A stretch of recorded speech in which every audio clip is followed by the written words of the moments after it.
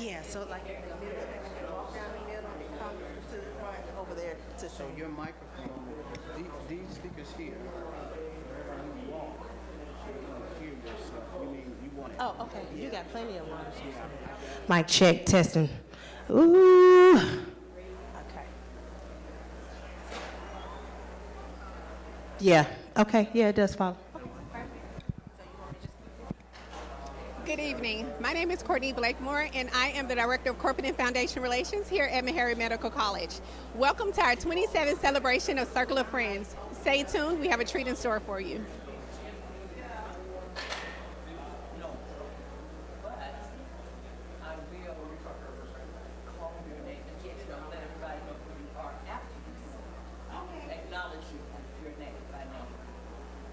So is somebody going to announce her?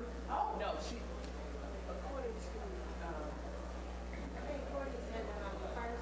Your first, you just go on up and sing. And then when you finish singing, just. Or you want to start from the center of the room?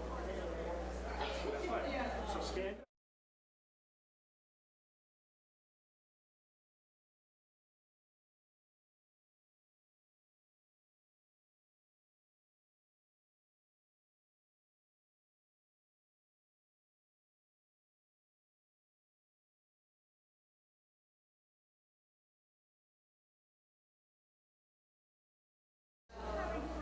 Joining us on the red carpet, we have Dr. Jeanette Southpaw, our provost here at Meharry Medical College. So, Dr. Southpaw, what does it mean to you to be at our 27th celebration of Circle of Friends? It's actually a wonderful opportunity to be here to celebrate this historic institution. I've had the privilege of being a part of the Circle of Friends for a number of years, first as a Meharry board member and now as the provost.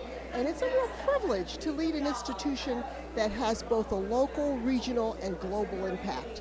And to now have a celebration here where all of those who really support this institution can come, meet others, learn about new programs, and then see how they can contribute to those programs.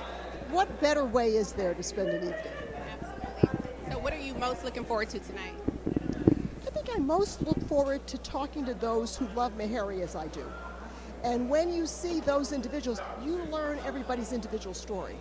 And that's what helps to secure that long-standing support, by understanding that you're part of a whole family of people who have seen why it was so important in 1876 to have an organization founded by the generosity of very different groups of people. And that's when you realize how Meharry symbolizes a diverse organization with diverse supporters from all racial, ethnic, and economic groups who understand the importance of our mission, worship of God through service to mankind. Wonderfully said. Thank you so much, Dr. Southpaw. Back to you guys.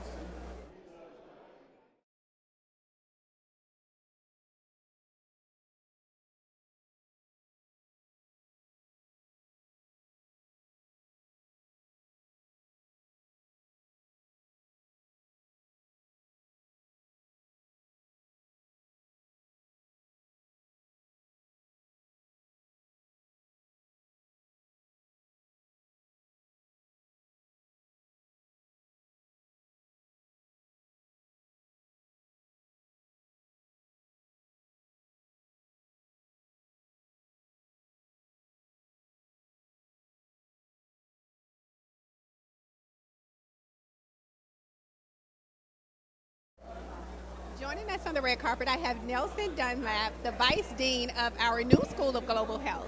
So this event tonight is a celebration of all of our donors that give unwavering support to Meharry. So what does this night mean to you? To me, it means everything. As the new School of Global Health, we are looking for new and innovative ways to help our students lead the creation and advancement of health equity and really do what we do great in Nashville across the globe. And we can only do that with the help and support and love of all of our donors. So tonight is about thanking them for helping us do what we do best. Tell us a little bit about your new school. So the New School of Global Health, brand new. We're the baby, so we still have that new car smell, but we are focused on really actualizing health equity upstream and making sure that we're able to reach folks in all kinds of communities. Nashville, DC, Ghana, Zimbabwe, you name it. We understand that what happens here sets the tone for the rest of the globe, and we want to make sure that our students are on the forefront and really fighting and leading that edge. Thank you. This is my very first, but it won't be my last. Thank you, thank you. Thank you for joining us on the red carpet. Back to you guys.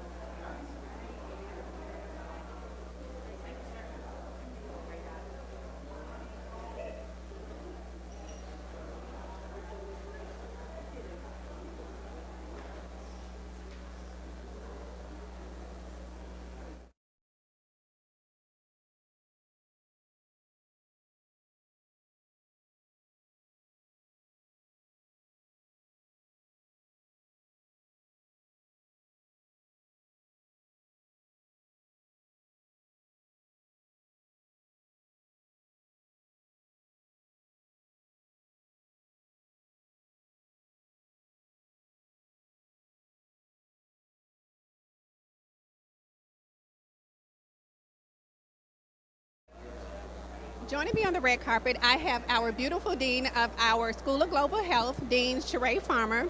So Dean, School of Dentistry. School of Dentistry, yes. So Dean, you are a Meharry alum. You've been around for a long time. You've seen a lot of Circle of Friends. So why is this night special to you? Meharry could not exist without the support of others. We can't do it by ourselves, and so we're always looking for an opportunity to ask people to support Meharry, but more importantly than that, it's an opportunity for us to say thank you to everybody that does support. And so it gives us an opportunity to show our appreciation for what they do. Because of what they do, in part, helps Meharry be what Meharry is, and it helps us to continue to exist. Absolutely. So we are actually spotlighting one of your students tonight. Are you excited about that? I am. He is a jewel and very passionate about service and passionate about being a stellar Meharryan. And so I don't think a better person could have been chosen.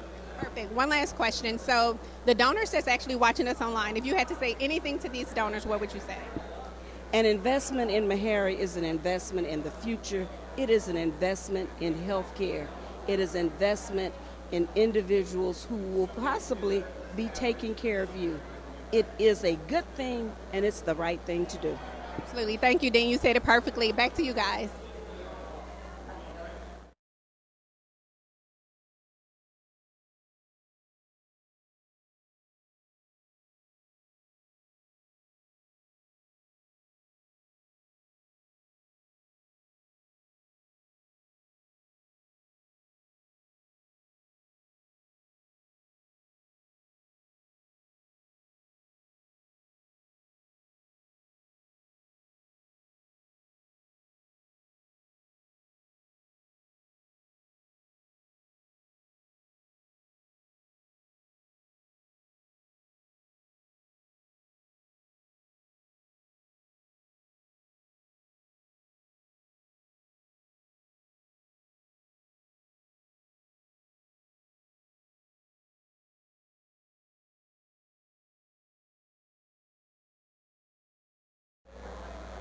Joining us on the red carpet, I have Dr. Juan Magruder, the Senior Vice President of Institution Advancement. So, Dr. Magruder, this event is spearheaded by our department. Very special event, basically honoring our donors that give unwavering support to Meharry Medical College.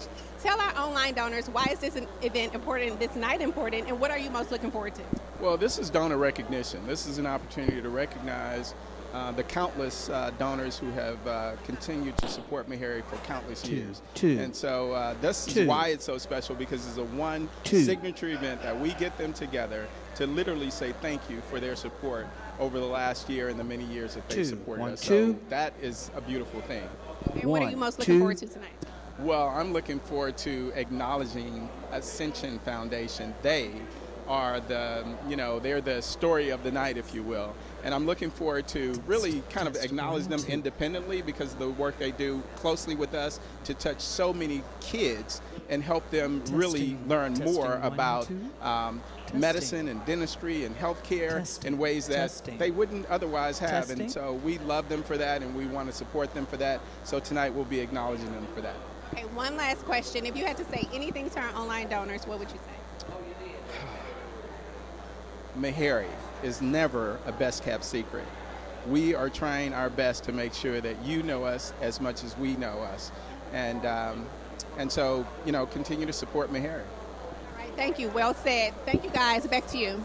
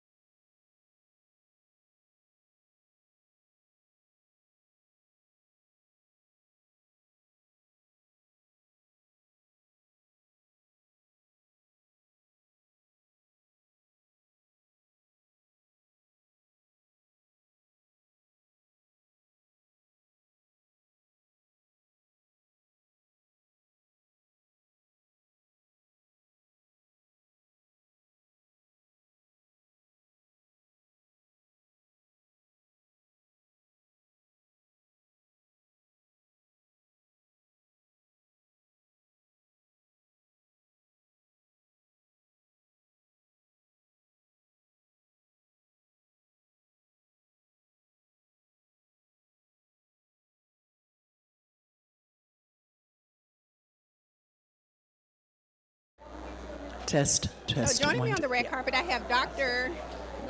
Nelson Adams, yes, our board chairman. So Dr. Adams, this night is a celebration of our circle of friends, those that give unwavering support to Meharry Medical College. So we are celebrating 27 years of Circle of Friends. So I know you've been to plenty, but what does the Circle of Friends event mean to you personally? It's an exciting time. It's a time when we have an opportunity to genuinely express our gratitude. The folk who give to Meharry give not because they have to, but because they want to. I think they understand that we really live our mission. Our mission is a powerful one. It's a mission statement that talks about serving the underserved. Our motto is even more powerful. It reminds us that we worship God through service to mankind.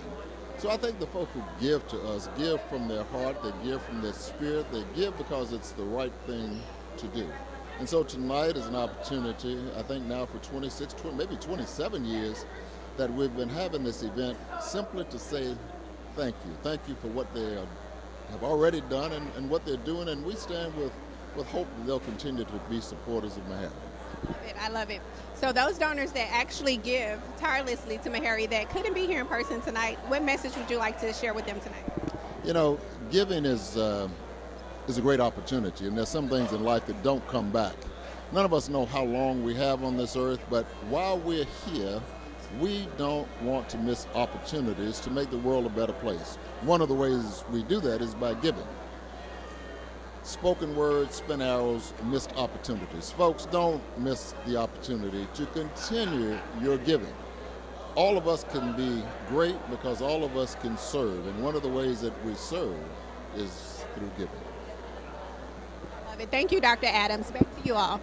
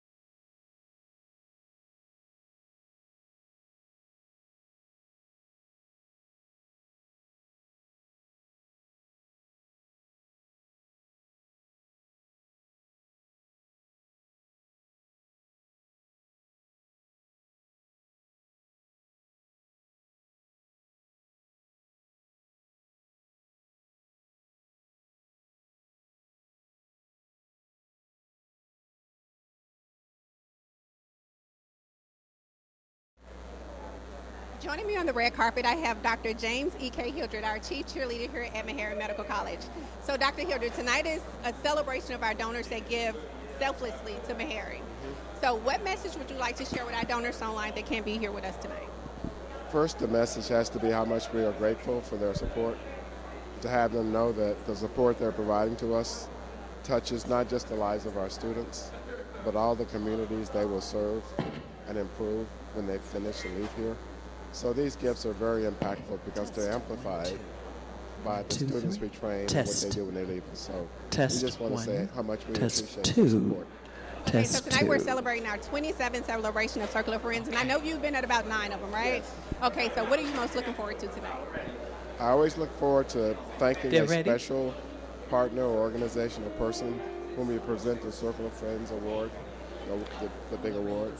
And this year, the recipient is the Ascension Foundation, and they've helped us create programs for middle schoolers.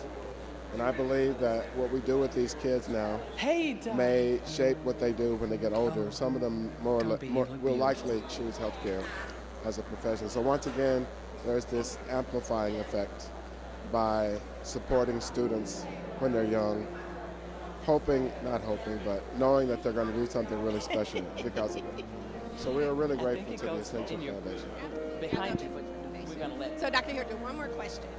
So, how would you like to say, if you had to say thank you in your own words to all of our donors here tonight, how would you put it into words? Well, I would say that words cannot really adequately express how much we thank them because words can't express what a difference their gifts have made. It's good. I like it. Okay. Thank you so much, Dr. Hildred, for joining us on the red carpet. Back to you guys. Thank you.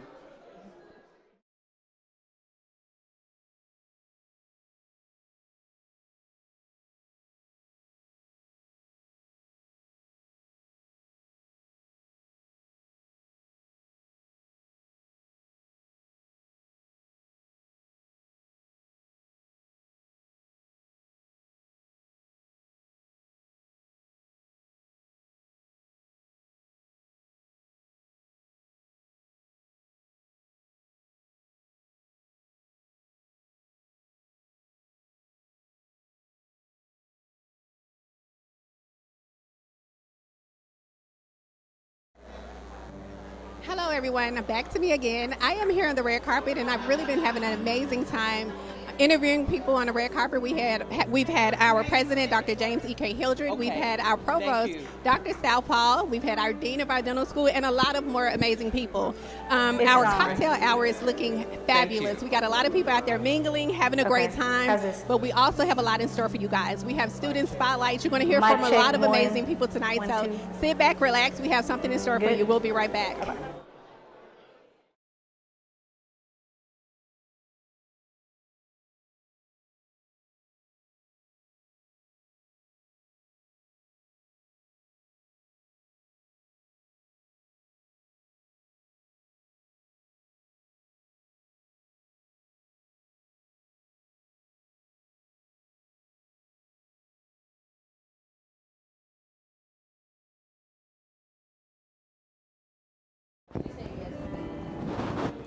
Right there?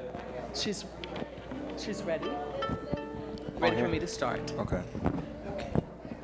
That's better? All right. So Mic I'm check, just gonna mic check. start. Got you. As I'm speaking, usher the people in. Okay.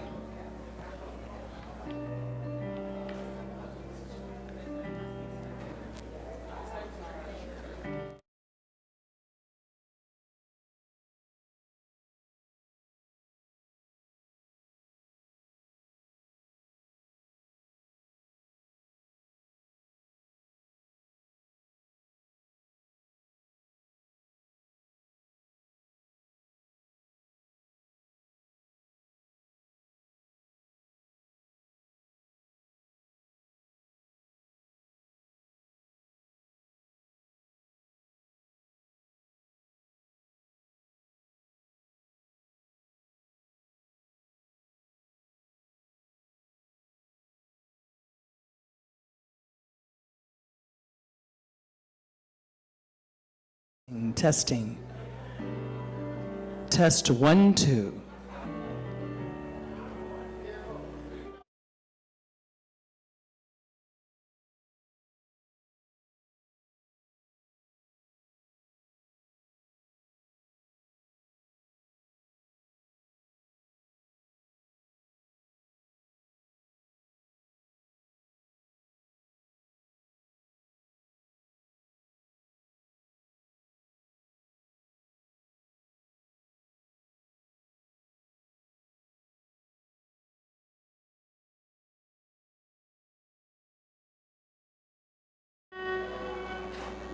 So joining me on the red carpet, I have Rick Ewan and Sandy Ewan with me on the carpet. So they've been here before at our Circle of Friends event.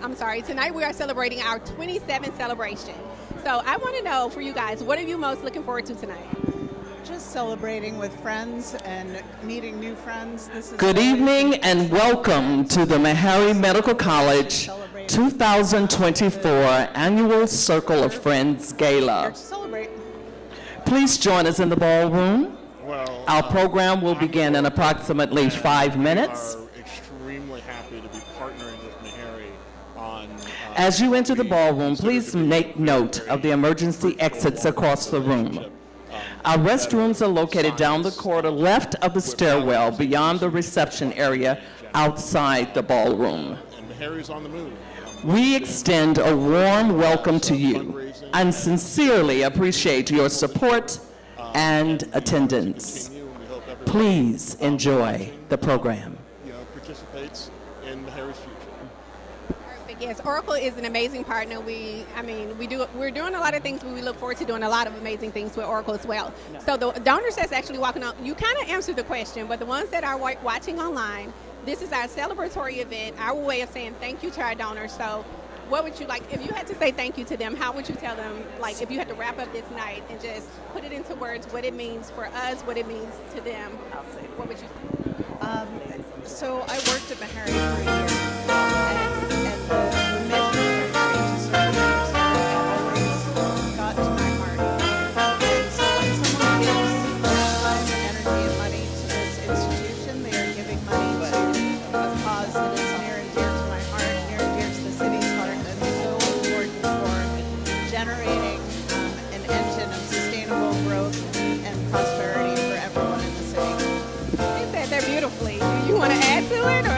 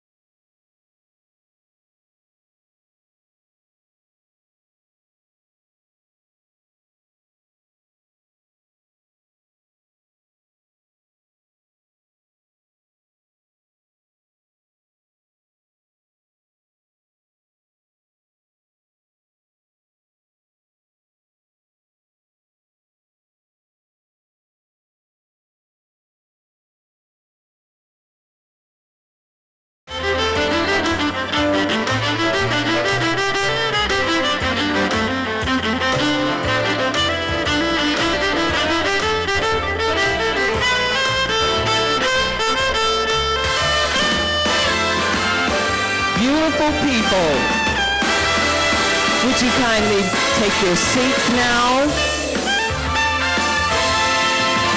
We are ready to begin the program.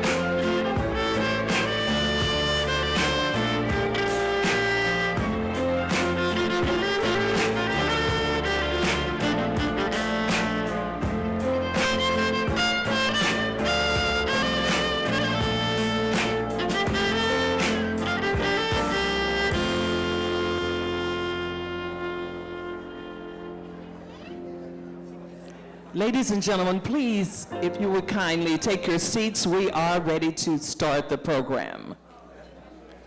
Thank you.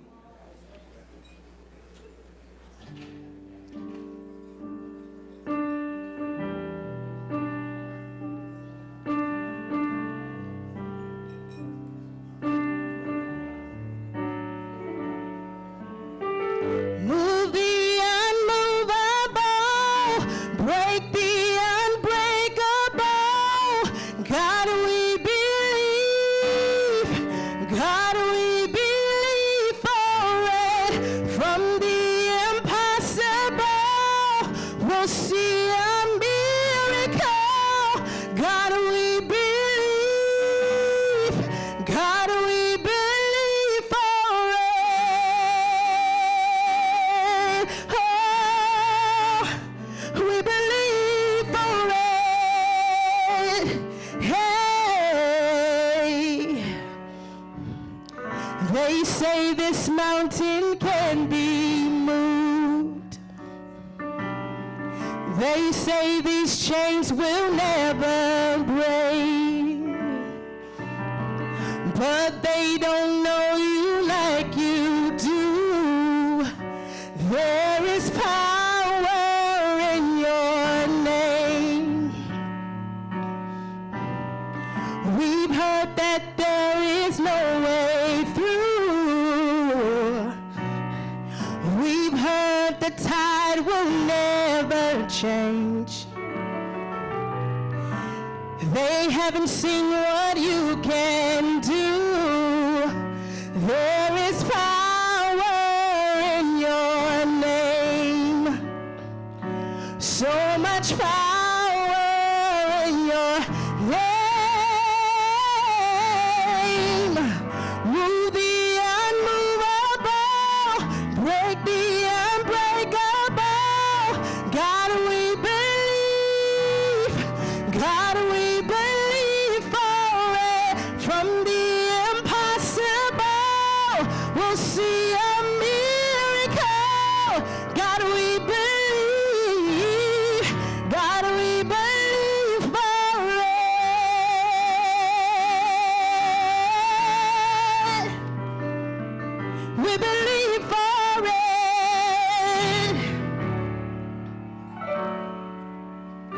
We know that hope is never lost, for there's still an empty grave.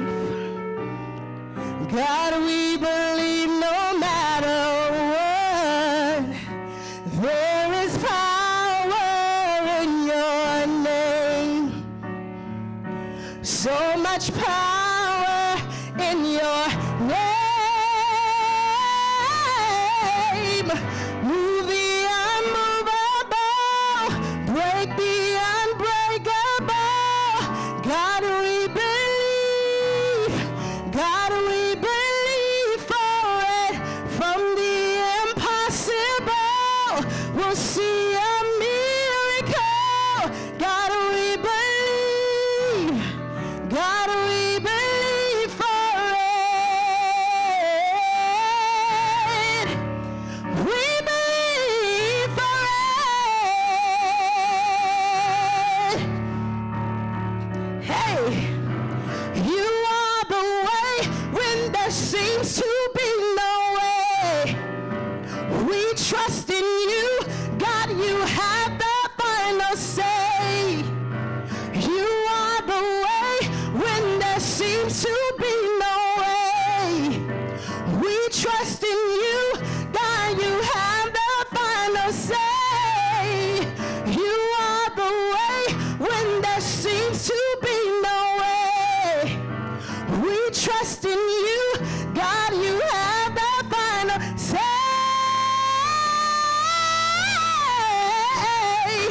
From the impossible, break the unbreakable. God, we believe. God, we believe for it. From the impossible, we'll see a miracle. God, we believe. God, we believe for it. Move the unmovable, break the unbreakable. God, we believe. God, we believe for it.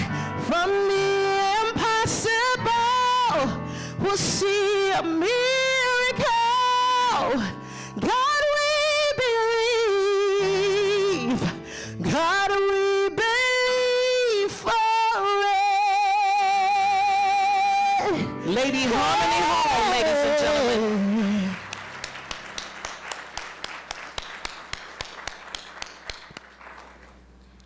Please welcome Student Doctors Destiny Harris from the School of Dentistry and Isaiah Pickett from the School of Medicine.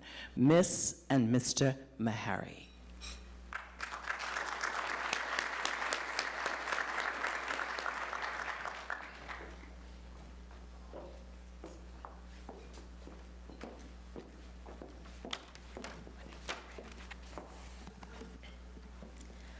Good evening, everyone. I am Destiny J. Harris from the class of 2025 in the School of Dentistry, and it is a true honor to stand before you as your 2024-2025 Miss Meharry Medical College. And I'm student Dr. Isaiah Pickett from the class of 2027 in the School of Medicine, serving as Mr. Meharry. We are thrilled to welcome you to this evening's 27th celebration of the Circle of Friends. It is truly wonderful to see so many here tonight. We are incredibly grateful that you have taken the time to join us for this special celebration, a tribute to you and the profound impact your unwavering support has on uplifting and advancing our beloved institution. It's fantastic to have you back in the circle again. We're excited to share some of the highlights from our recent endeavors. Since we last gathered for the Circle of Friends, we have inaugurated our new School of Global Health, positioning Meharry at the forefront of addressing pressing global health challenges. Additionally, we have hosted a successful goals event in collaboration with the Ascension Foundation, welcoming more than 200 enthusiastic students from Haynes Middle School to our campus. GOALS, which stands for Go Out and Love Science, provided these students with engaging, hands-on experiences, and we are proud to report that more than 130 student volunteers contributed their time and energy that day, amplifying our commitment to community outreach and mentorship. We are also excited to announce that we have welcomed our third cohort into the Physician Assistant Program. This milestone signifies our commitment to expanding access to healthcare education and training for future healthcare providers. By nurturing these students, we are investing in the next generation of compassionate and skilled professionals dedicated to serving our communities. In addition, we held a highly impactful Black Male Summit, which sparked essential conversations and initiatives aimed at empowering men of color. We are thrilled to announce that Dr. Hildreth has been named Nashvillian of the Year. Please give a warm clap for Dr. Hildreth.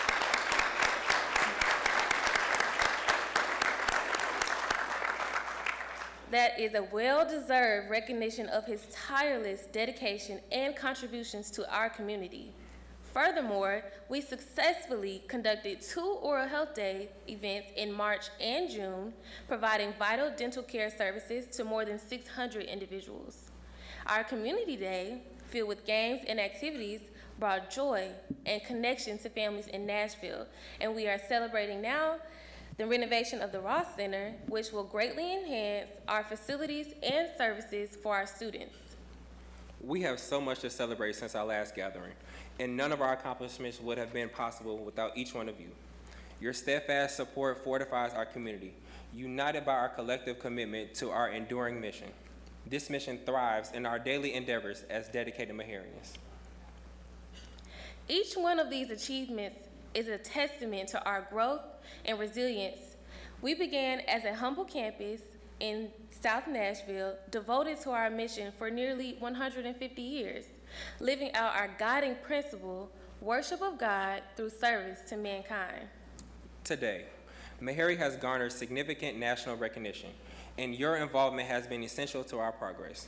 You sharing our accolades and your ongoing support empowers us to be a beacon of hope and a vital resource of care, transforming lives across the globe through our commitment to service.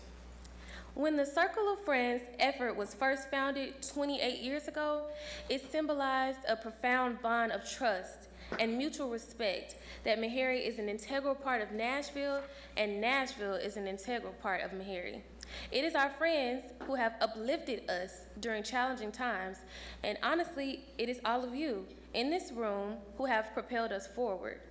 Your generosity and encouragement have been instrumental in our success, providing us with the resources we need to emerge stronger than ever.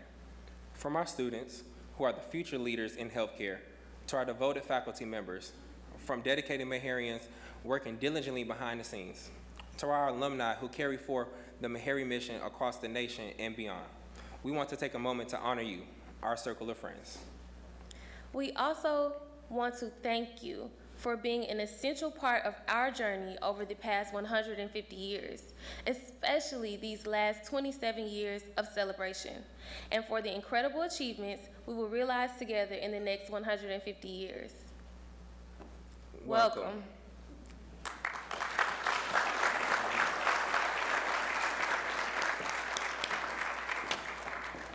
Please welcome to the podium Dr. Nelson L. Adams, Chairman of the Meharry Board of Trustees.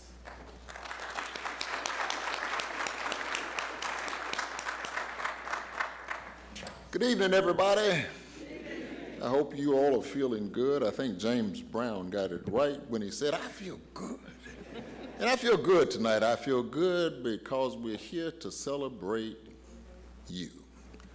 You know, it's frequently said, and I believe in my heart, that to whom much is given, much really is expected and required. But you know, folk don't have to be nice. All of you are important people. When I was a kid, I used to hear the elders tell me, you know, it's nice to be important, but it's more important to be nice. On behalf of the Board of Trustees and the entire Meharry family, we are gathered tonight simply to say thank you for being nice, for being kind, for being considerate, for being compassionate to our beloved Meharry. I'm Dr. Nelson Adams, and I have the distinct honor, privilege, and I might add pleasure of serving as chairman of the Board of Trustees of our beloved Meharry. There's certainly a tremendous energy in this room tonight, a sweet, sweet spirit, if you will, that permeates this place. It's collective affection, shared love, because certainly we're here to celebrate the Meharry Medical College that we all love and we all support. For nearly 150 years, yes, almost 150 years, those who have led this institution, like Dr. Hildreth, have paused and they have actually felt the calling on this endeavor, and regardless of the circumstances of the day, the vicissitudes of the hour, they have felt that spirit of audacity. The audacity of hope, if you will. I think some of you have heard that before. Well, that's what Meharry is all about. We dare to hope. We dare to believe. We dare to have that yes, I can and yes, I will attitude. In fact, it's not I, it's yes, we can and yes, we will. I'm thrilled tonight because, truth be told, when you look around and if you have had a taste of the true Meharry spirit, you answer a question that comes to mind from time to time. Is there anything that we can't do? Looking around tonight, when I suspect many of you in this room from time to time have wondered what the state of Meharry might be, and you'll hear a little bit about that tonight from our president. You may wonder, is there anything that Meharry can't do? Because over and over and over again, through it all, somehow, some way, and it's not a guess, and I'll tell you a little secret, we've made it thus far along the way, not because we're so smart, though smart we are. We're not here because we've got so much money, though we thank you for your time, your talent, and your resources. We thank the Bloomberg Foundation for sure. But it's not just because of that. It's not because we have hookups. It's not because of our good looks, though you're a good-looking group. Truth be told, and I think most of you would agree, that we're here not only because of those things, not only because we've tried hard and we have the right attitude, but it's because of the grace and mercy of the great physician. Somebody ought to say amen to that. And so, you know, faith is an amazing thing.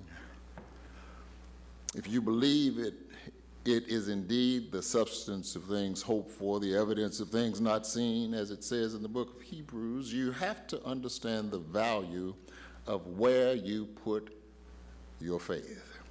For many like those of us who have invested a great part of our lives into this institution, one's faith is for resounding success. Your faith is in the mission of Meharry, worship of God through service to mankind.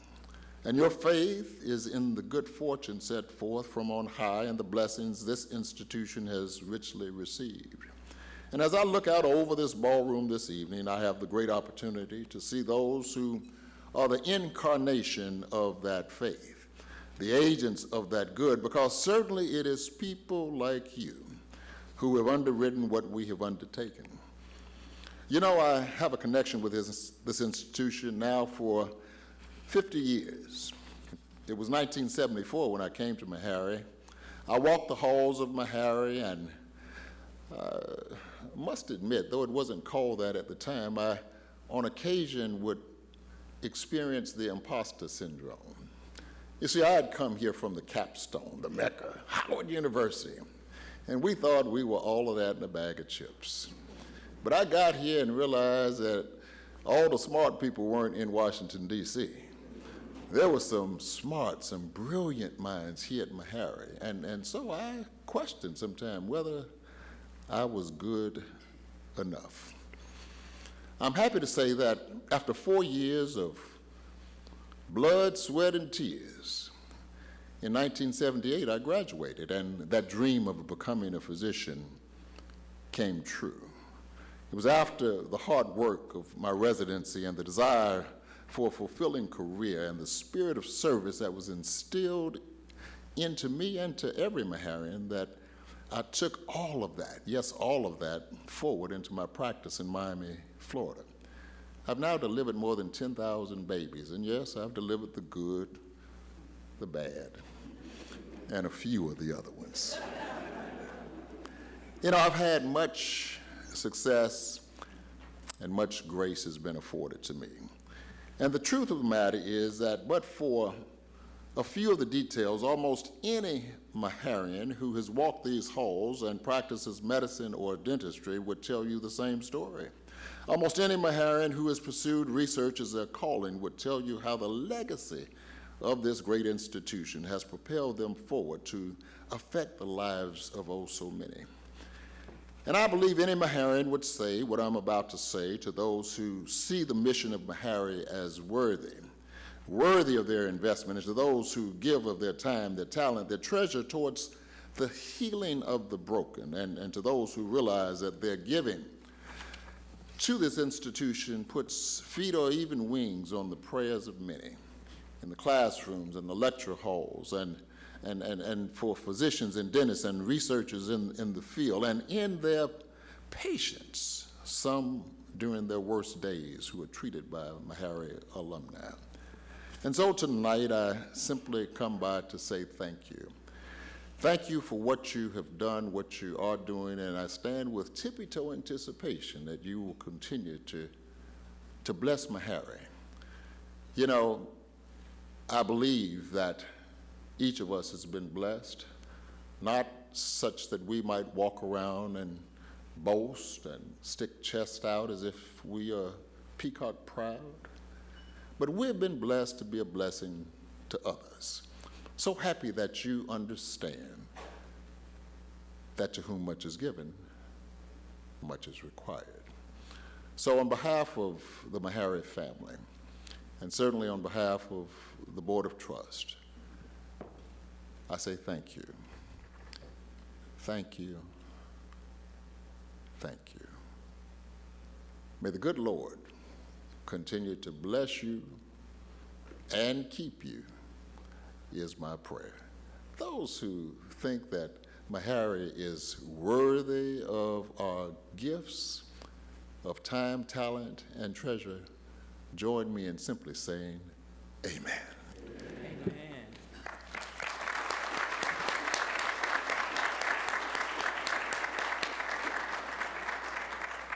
Taking the stage, Christian Boone, Student Observer to the Board of Trustees.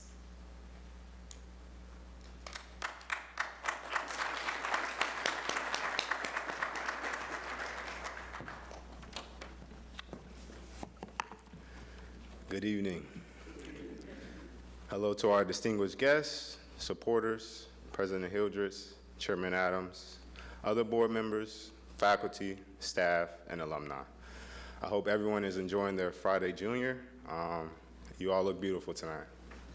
My name is Christian Boone, and I'm a fourth-year dental student.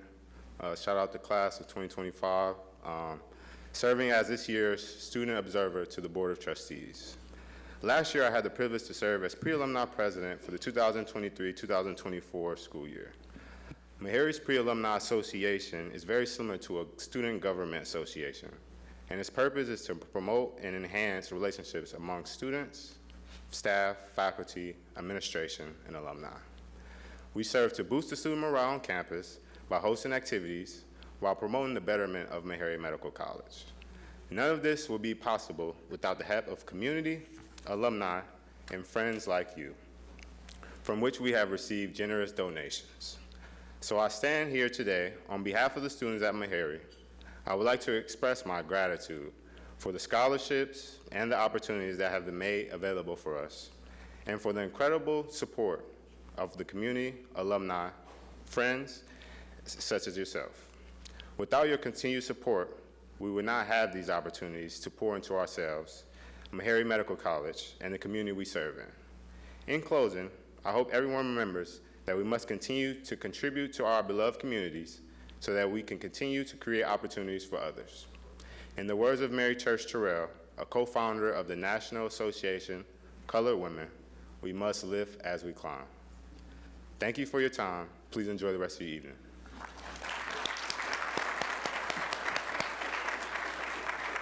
And now, ladies and gentlemen, the Director of Corporate and Foundation Relations at Meharry, Ms. Courtney Blakemore.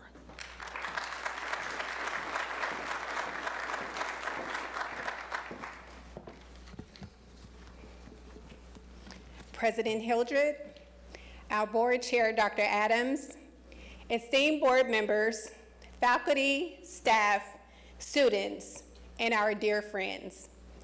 First, can we take a moment to appreciate how incredible everyone looked tonight?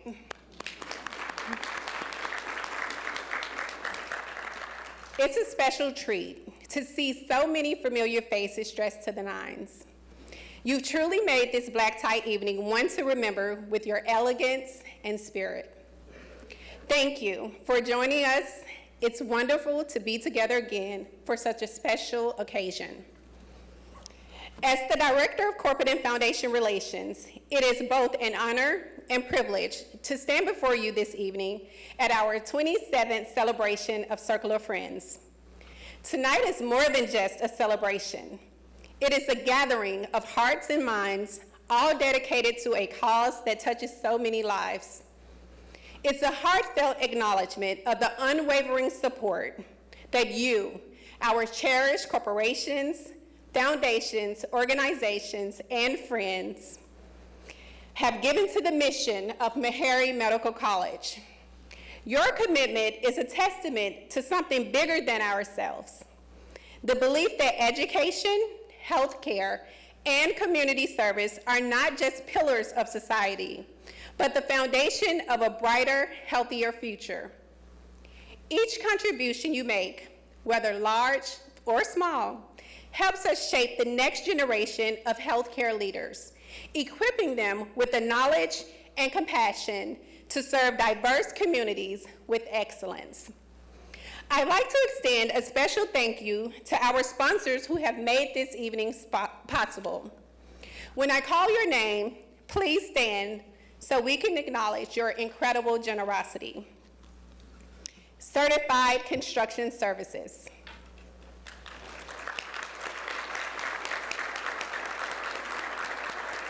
First Horizon.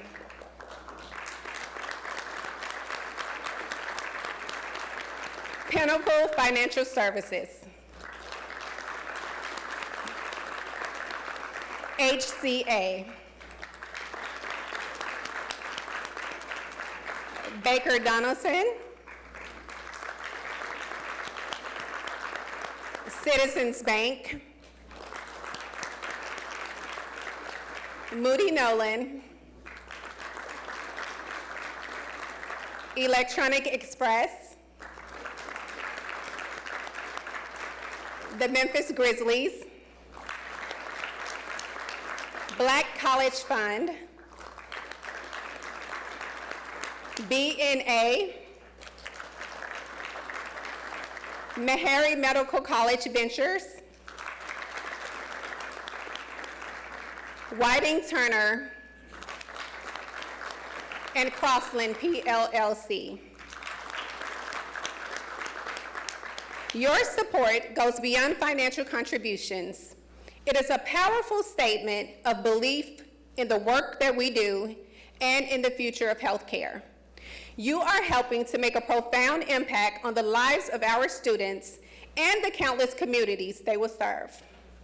As we celebrate tonight, let's remember that each of you plays a vital role in our mission. Your presence here, your support, and your friendship remind us that we are not walking this journey alone. We are truly a circle of friends, bound by a shared purpose and vision for a better future. From the bottom of my heart, thank you for believing in Meharry. Thank you for standing by us and for investing in the future of healthcare. Together, we can make a difference. Enjoy the evening.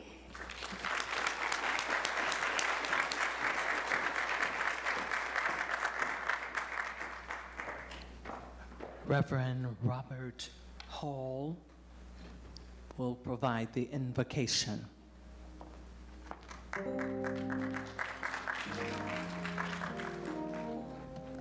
Let us pray.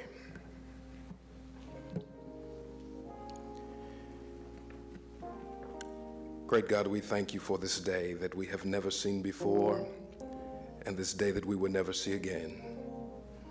God, we thank you that we have come before you with hearts filled with gratitude and purpose as we gather here at this Circle of Friends Gala. We thank you, O God, for the legacy and the mission of Meharry Medical College, a place of healing, a place of hope, a place of opportunity. Lord God, we thank you, and we ask your blessings on this event and all who gather here in support of this institution. God, may your spirit of generosity fill this room, and may the heart of every person in this place be moved to give abundantly. We ask, oh God, that you bless every gift and every giver. God, that as you bless each person who contributes, that their contribution be multiplied and be used to make a difference in the lives of countless students and in this community. God, right now we believe in your word.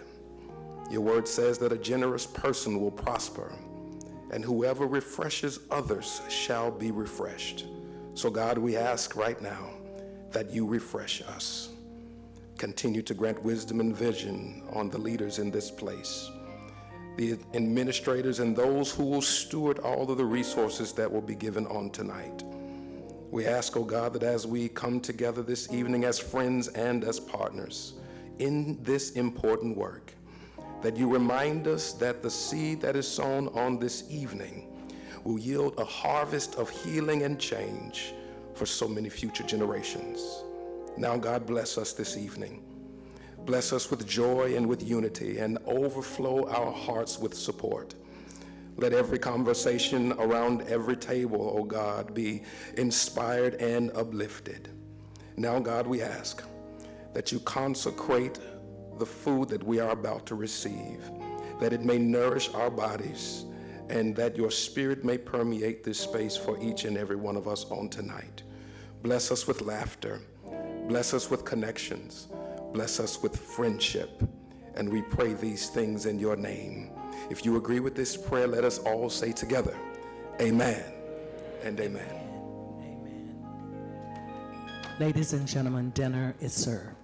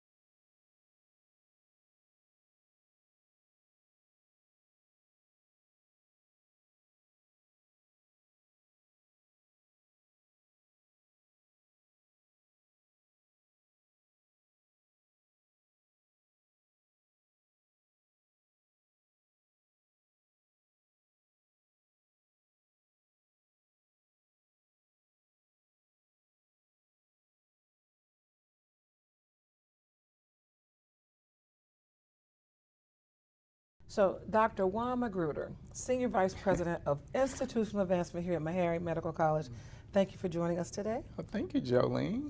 Yes, good to see you. So, we'll get right into it, okay? Yeah. Can you explain the origin and the purpose of the Circle of Friends Award? What is it all about? Well, as you know, I'm new to Meharry as of a year ago, but listen, the Circle of Friends is just a legacy in its own right for Meharry, not just for Meharry, but really for the city of Nashville and all of our supporters. And my understanding is some 25 years ago, I think we celebrated a couple years ago, our 25th anniversary for this celebration, was really an opportunity for advancement in the college to connect with our friends in both corporations, foundations, individuals who had been extremely supportive of our mission for so many years through philanthropic support. And the bottom line is that you know, people appreciate when we come together to celebrate them and to say to them that yes, we appreciate you, we thank you, and we need you, and our students need you, and our enterprise and the impact we make would not exist without you. And so it has been now over 25 years making that kind of case to our supporters through what is now a circle of friends. I love that. Exactly. I love that. Yeah. Okay, Dr. Magruder, how Yes. does the Circle of Friends initiative impact Meharry Medical College's mission to improve healthcare and education for underserved communities? Well, I mean, for nearly 150 years now, you know, Meharry has had as a mission really to serve the underserved, to create more and more physicians and dentists and just healthcare professionals just in general to go out and serve in areas that are underserved, particularly rural communities and disadvantaged communities. And so our students, our faculty, our staff have been doing that, and our alumni, of course, has been doing that for years. But how does it help? It's that, you know, this is a very competitive market. Sure. Higher education is. Particularly in healthcare. And so the more resources we have to support our efforts, the better we are to deliver on that mission. And I think our Circle of Friends really do understand and appreciate that, and that's why it continues to grow annually. We have more supporters that really become a part of the circle. What qualities or contributions does Meharry look for when selecting an honoree for the Circle of Friends Award? Oh, that is really tough. It really is. I mean, we have, you know, it's a tough decision every year, and we wish that we could celebrate every single one of them in terms of in that way. But the bottom line is that we choose to pick one or two depending on the year. And of course, it's a tough choice. But when you look for qualities, I mean, those that have demonstrated in long-term ways that they understand, appreciate, and are interested in investing in our mission is really what it's all about. And the bottom line is that there are multiple ways to do it, and so we have individuals, corporations, and foundations who not only deliver in terms of philanthropic resources, but they volunteer, they serve in different ways. They might have their company partners to come and serve either in board capacities or in as simple as volunteering to advise our students and counsel our students in ways that are advantageous to their career. Mm-hmm. So it's a tough decision, but it's one we have to make every year, right? Absolutely, absolutely. Yeah. In your role as Senior VP of Institutional Advancement, what strategies have you found most effective in engaging donors and encouraging long-term support for the college? So we're asking you to tell us your secrets. Well, it's really no secret. I mean, it's industry standard, to be honest, and we're just practicing it more and more, which is really finding mutual benefit, mutual opportunities. You know, many of our donors, whether it's corporations that are trying to enhance their pipeline with students and alumni that we produce, whether it's research that is important to help industry find their place in the market, whether it's just really engaging on the volunteer level with our campus and the wonderful programs and activities that we have in our labs or in our student affairs area.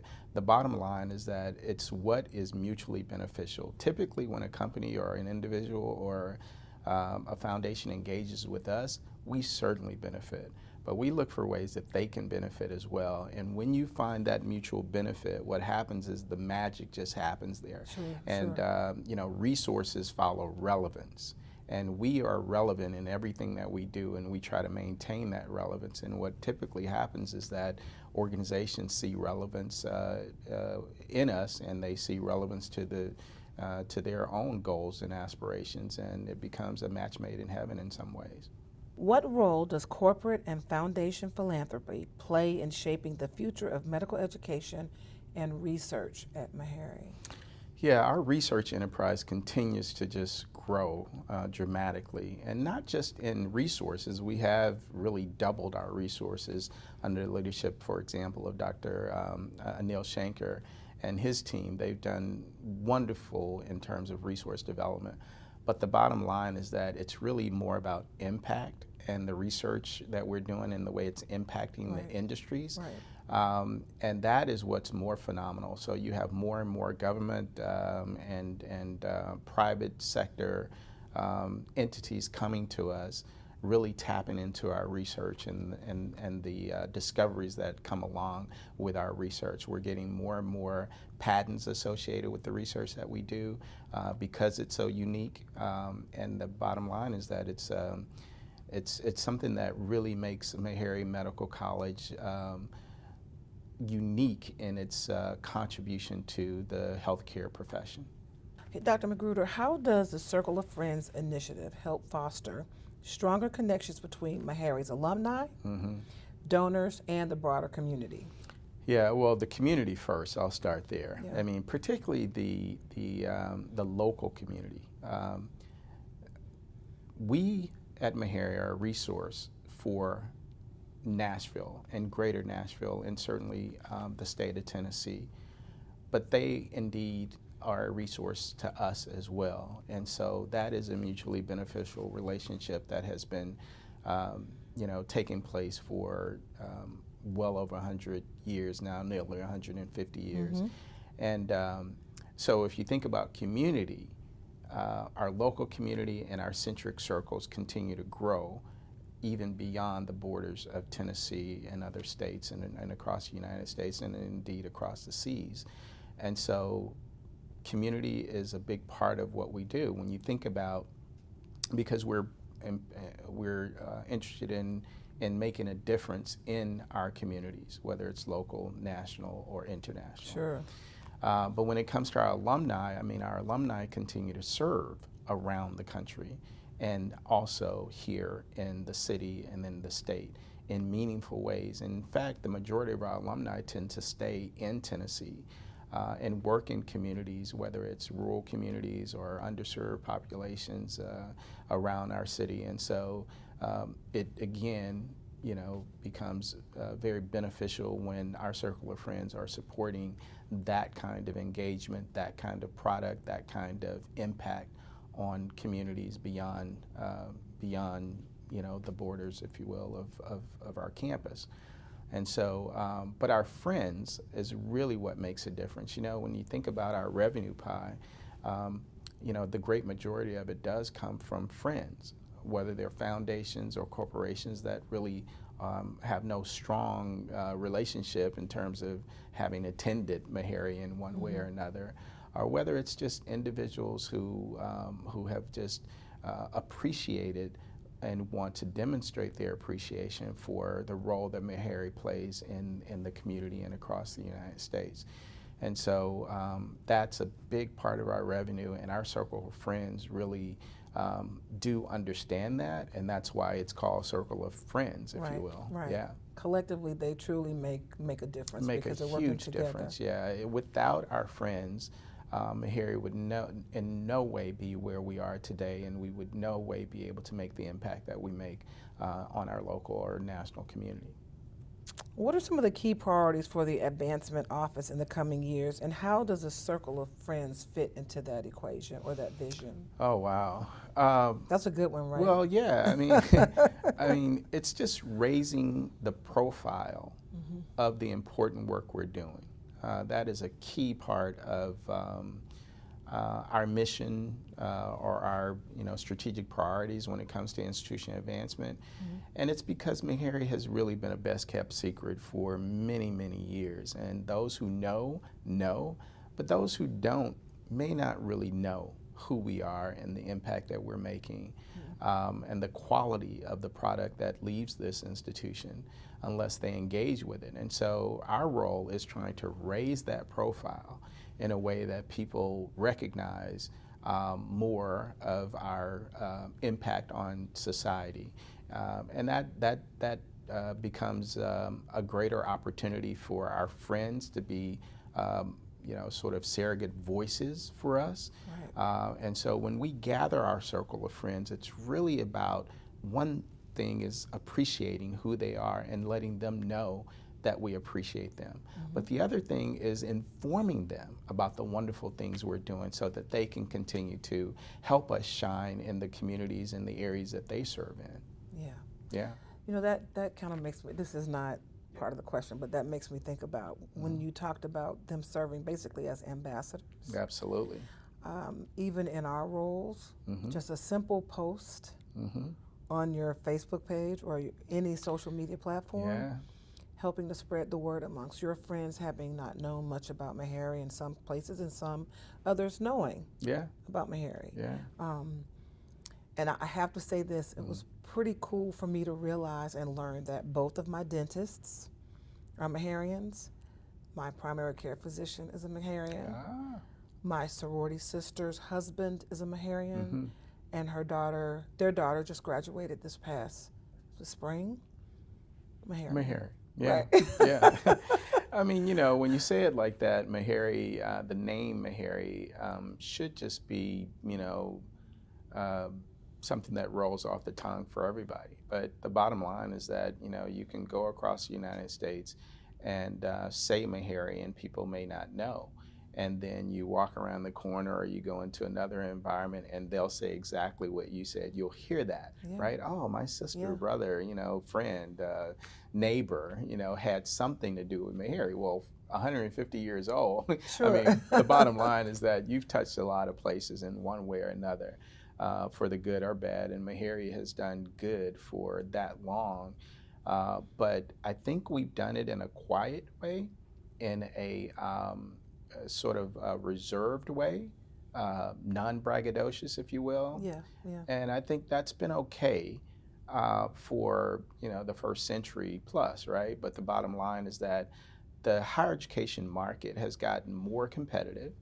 And the bottom line is that healthcare has become one of the top priorities for our nation, given the fact that we just went through a pandemic, and obviously it wasn't the first time, but when those kind of critical moments and challenges come for a nation, then the subject matter raises to the top. And so healthcare is a very, very important part of the ethos of what we do, and Meharry has an opportunity to play a role in the diversity aspect of it, and the equity aspect of it, as well as the equality aspect of it, right? And so we are that institution that makes a difference, that has it as a mission, as a core mission, to do just that, to serve the underserved, to ensure that those that do not have health care or have a lack of access to health care, or just have a lack of access to health caring, right? Those who understand and appreciate who you are and can encourage you to have better health, because better health is better for our nation. And Meharry understands that, and I think our circle of friends appreciate that as well. How would you describe the importance of diversity and inclusion in the philanthropy efforts at Meharry, particularly in initiatives like the Circle of Friends?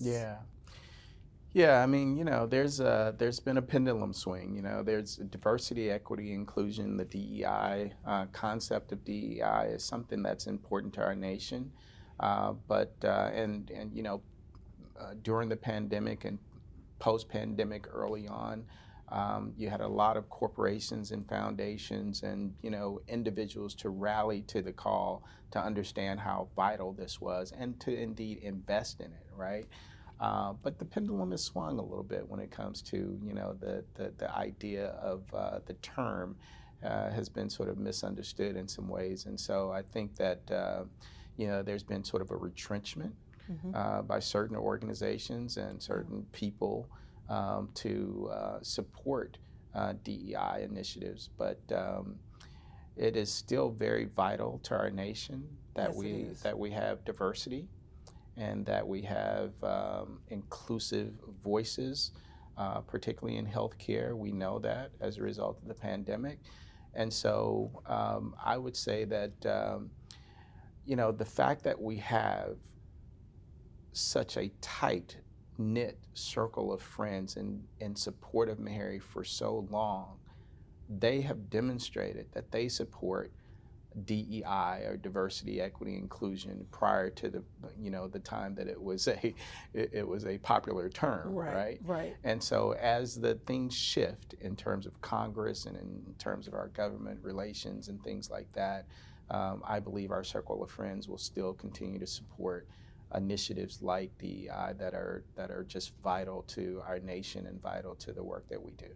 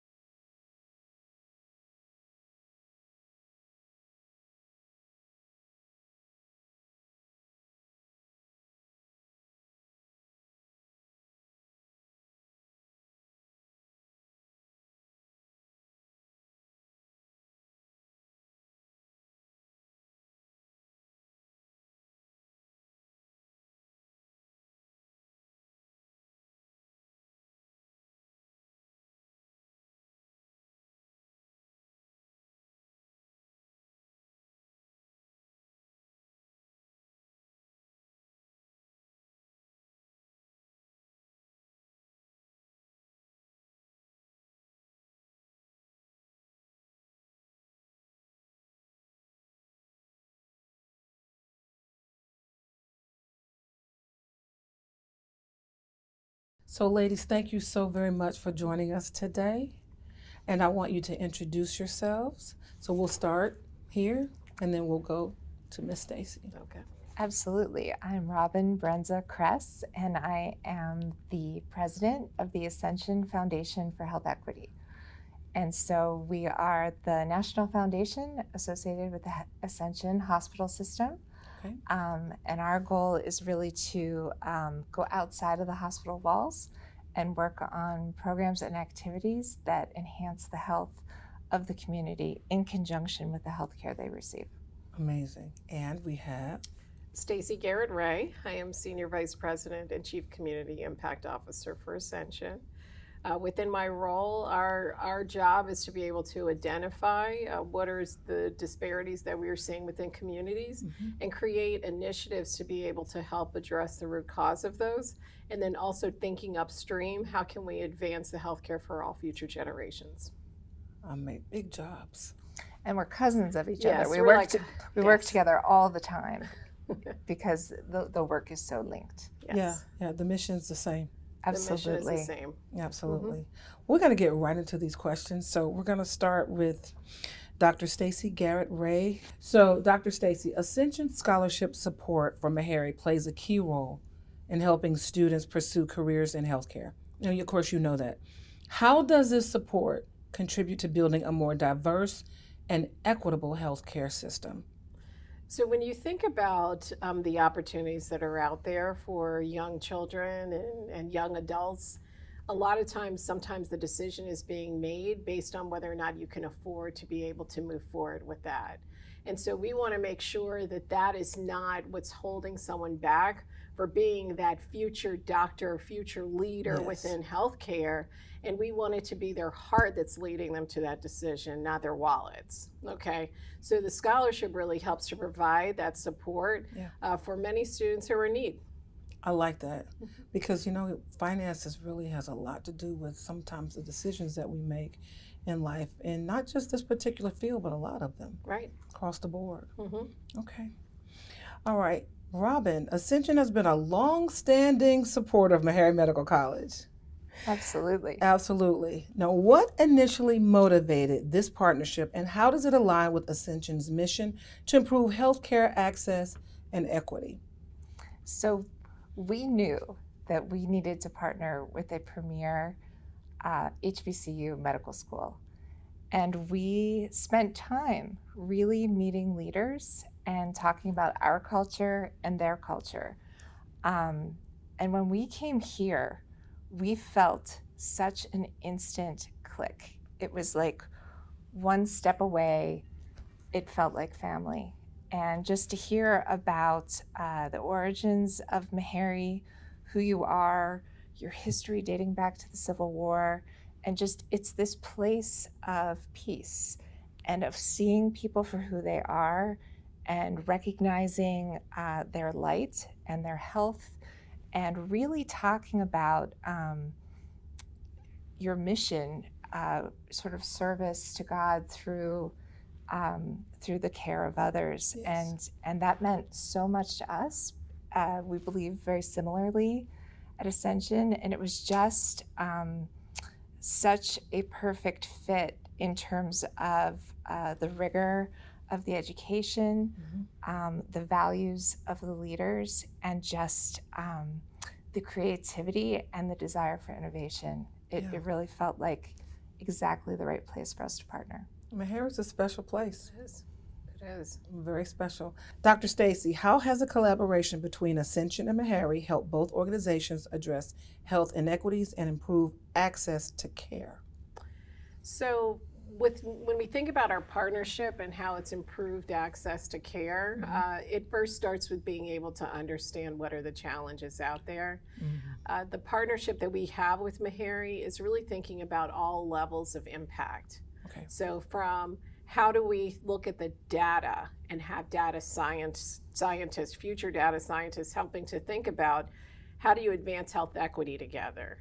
It starts at a different level, but then you have to move into also the individual impact. And so how do we work together in terms of training the future generations of providers of care and providing the clinical care so that our communities start to reflect, and our workforce really reflects the communities in which we live, which we know that has a huge impact on outcomes.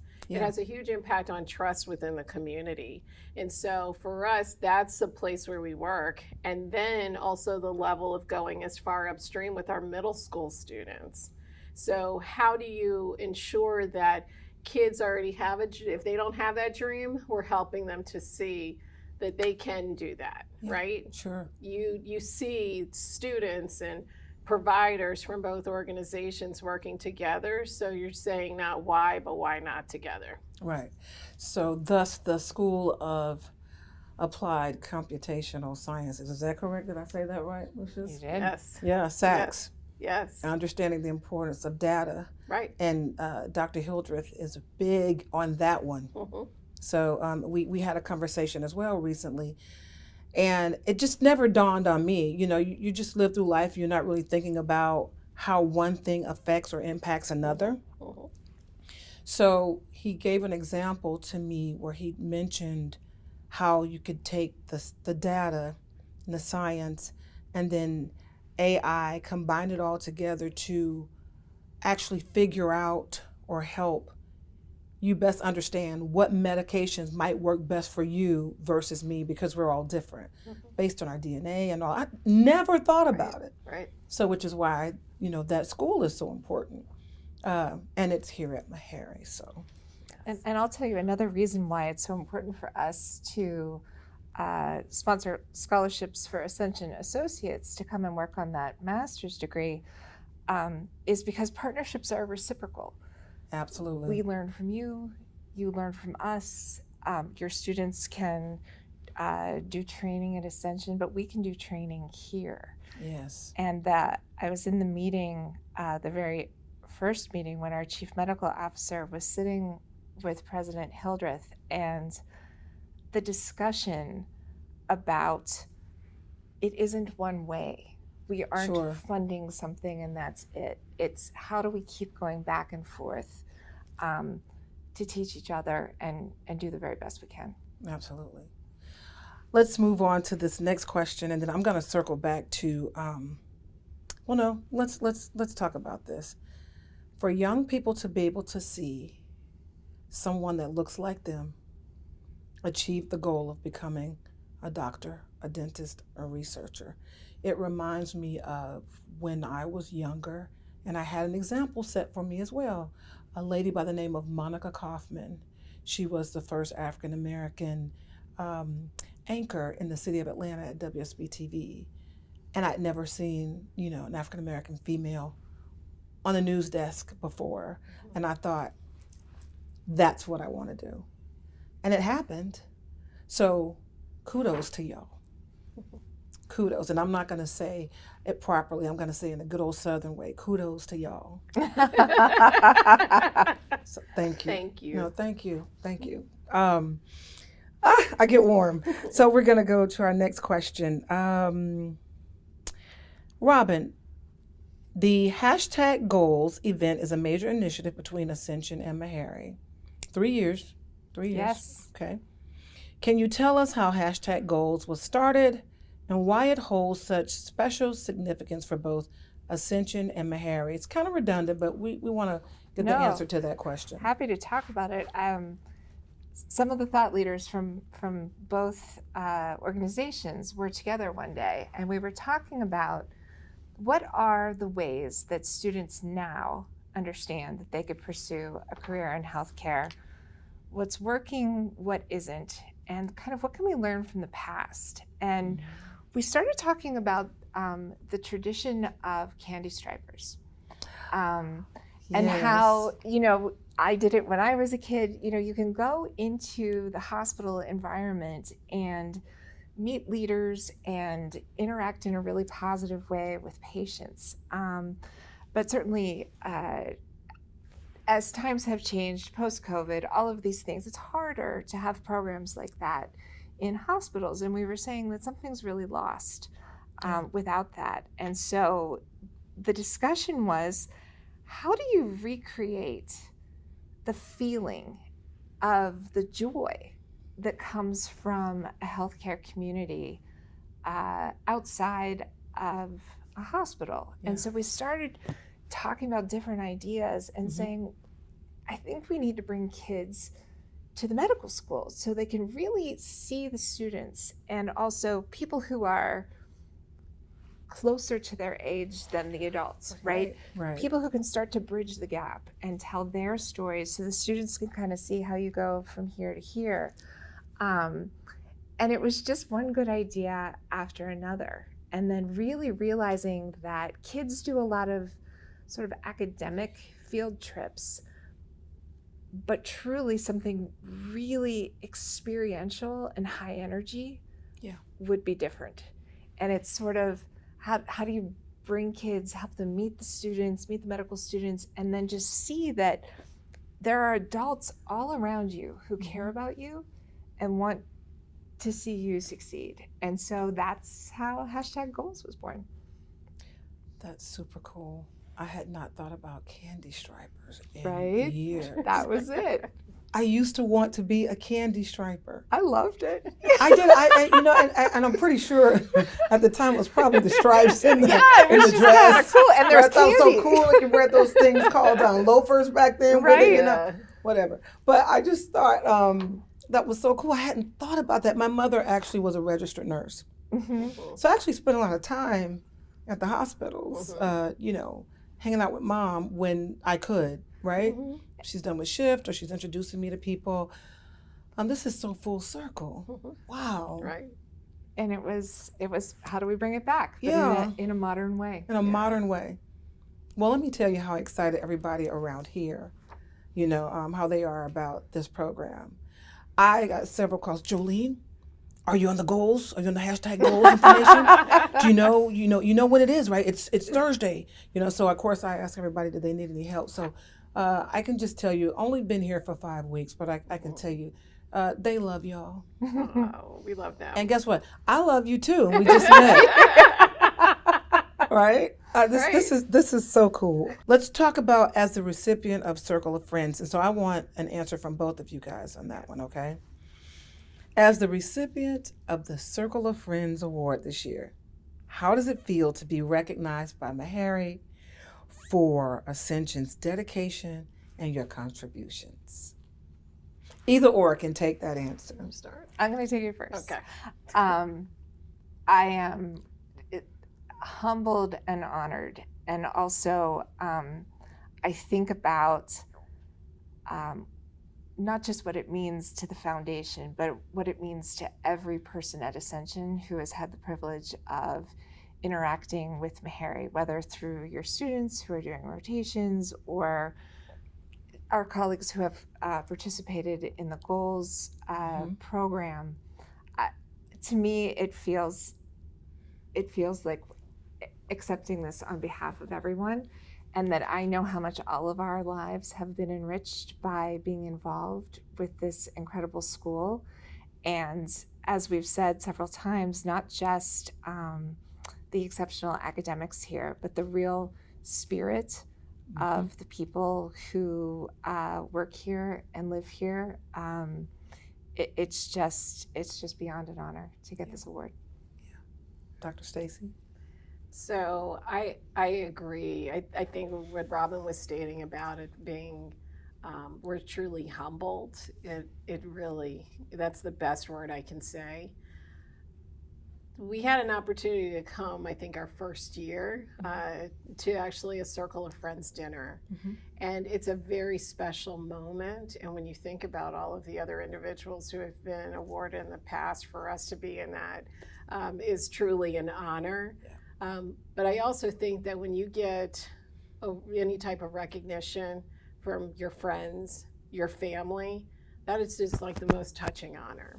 Right. And so the naming of it itself, the Circle of Friends, means a lot. It means we are in this together. We have a special relationship. And it goes back to what I was saying before, this is not transactional.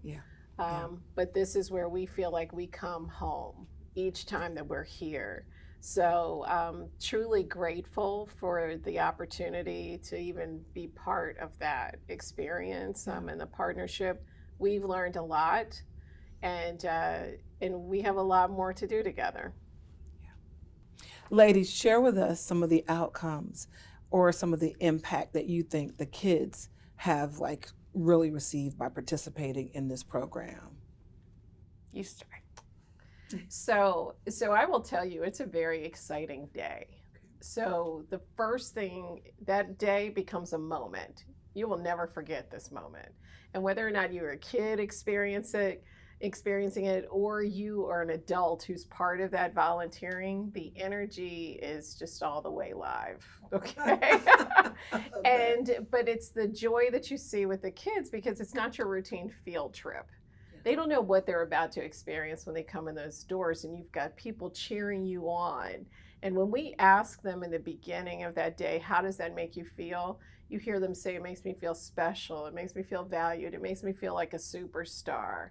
Sure. And then as they go through and have these other experiences and see students that look like them, who are closer to their age, and encouraging them, then you see science differently. And that's what you want people to see. Science, and there are things that are in classrooms, but life is not about the classroom. It's how you apply what you learn to create some type of change, some type of impact. Right. And so that's what we try to give them, right? Love science. Know that what you may not realize is science. CPR disco, everyone learning CPR is amazing. Yes. Because you never know what could be happening out there. You know, I mean, you could be on the sidelines and Damar Hamlin is right there falling out. And so guess what? CPR saved his life. It could be that your grandmother or your mother or your friend, and you can save a life. And now you understand blood pressure.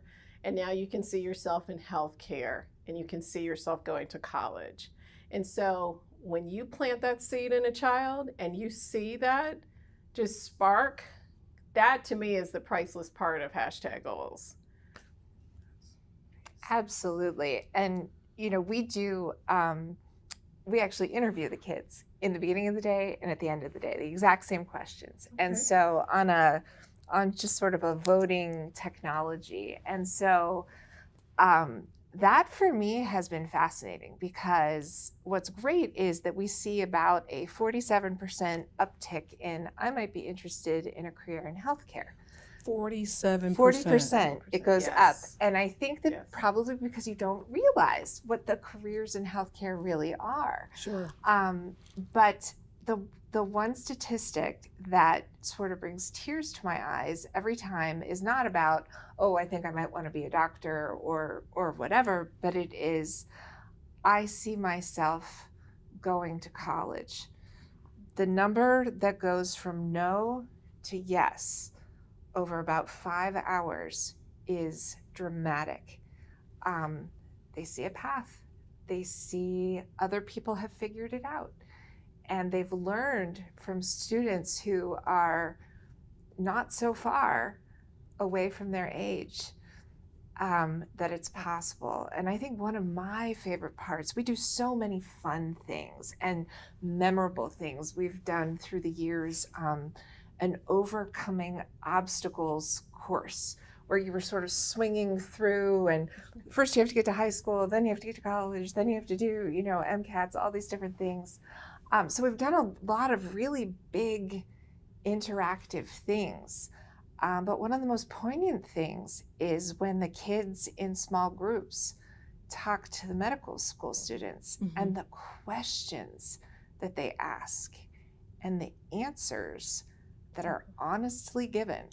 I have heard a 6th grader say, I feel down on myself some days, and I don't think I'd have the confidence to do what you do. And then I see a medical student say, I was just like you. I came, my things were tense at my house, and I wasn't sure, but I found this and I found that, and my coach helped me, and this is how I got there, and you can get there too. And the quiet connection that you see between the younger students and the medical students is just, as someone who is kind of quietly standing by, just brings tears to my eyes. Yeah. I was going to say, I can just tell, just talking to both of you, how special the program is, because you're both almost in tears yourselves just talking about it. So I am extremely excited tomorrow to be there and to cover it, not to cry, but to cry happy tears. And there's so much joy. Tears of joy and happiness to see, Yes. you know, how something like this can really truly impact these young people. So one of my favorite moments is in a surgery interactive session. My esteemed colleague here, Dr. Stacy, was standing in her white coat, sort of working on the interactive, and a young girl in 6th grade walked up and looked a little bit shy. And Stacy looked at her and she said, "I need you to lean in here because you need to operate on me someday." And the girl kind of looked at her startled and she said, "I'm the doctor now and you need to be the doctor for me and you can do it." Wow. And it was exceptional. Wow. So, ladies, talk to me about the future of this partnership. What's in the horizon? What are you thinking? So I believe strongly that we have only just begun. We are 3 years in, and we have talked from the beginning that this will be a multi-layer partnership, that we will support the medical students, that our associates will take courses here, that we will get to know graduates, and that we will really learn from all generations and bring up the next group of students. And so I have to say, through both Meharry and Ascension, there's a lot of creative people. And when you put us all in the same room together, we come up with some pretty special ideas. Yeah. And so we're going to track these students. We're going to understand what's working, what's not. And we're going to continue to innovate. And this goes on. And so it's special now, but I can't wait to do this interview again when we've had even more success. All right. She said it. She said it all. She said it all. This is just the beginning.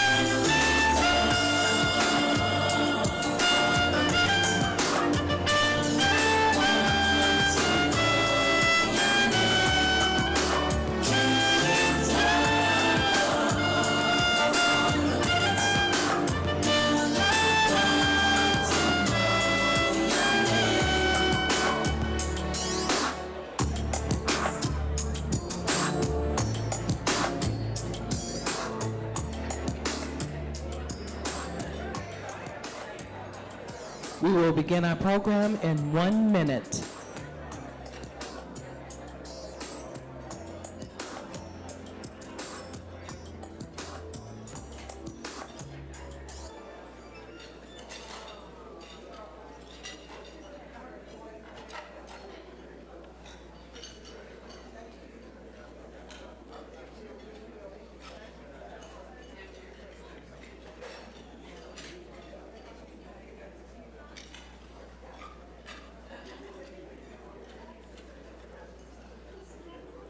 Please welcome Meharry's Associate Vice President for Communications and Marketing, Ms. Jolene Butts-Freeman.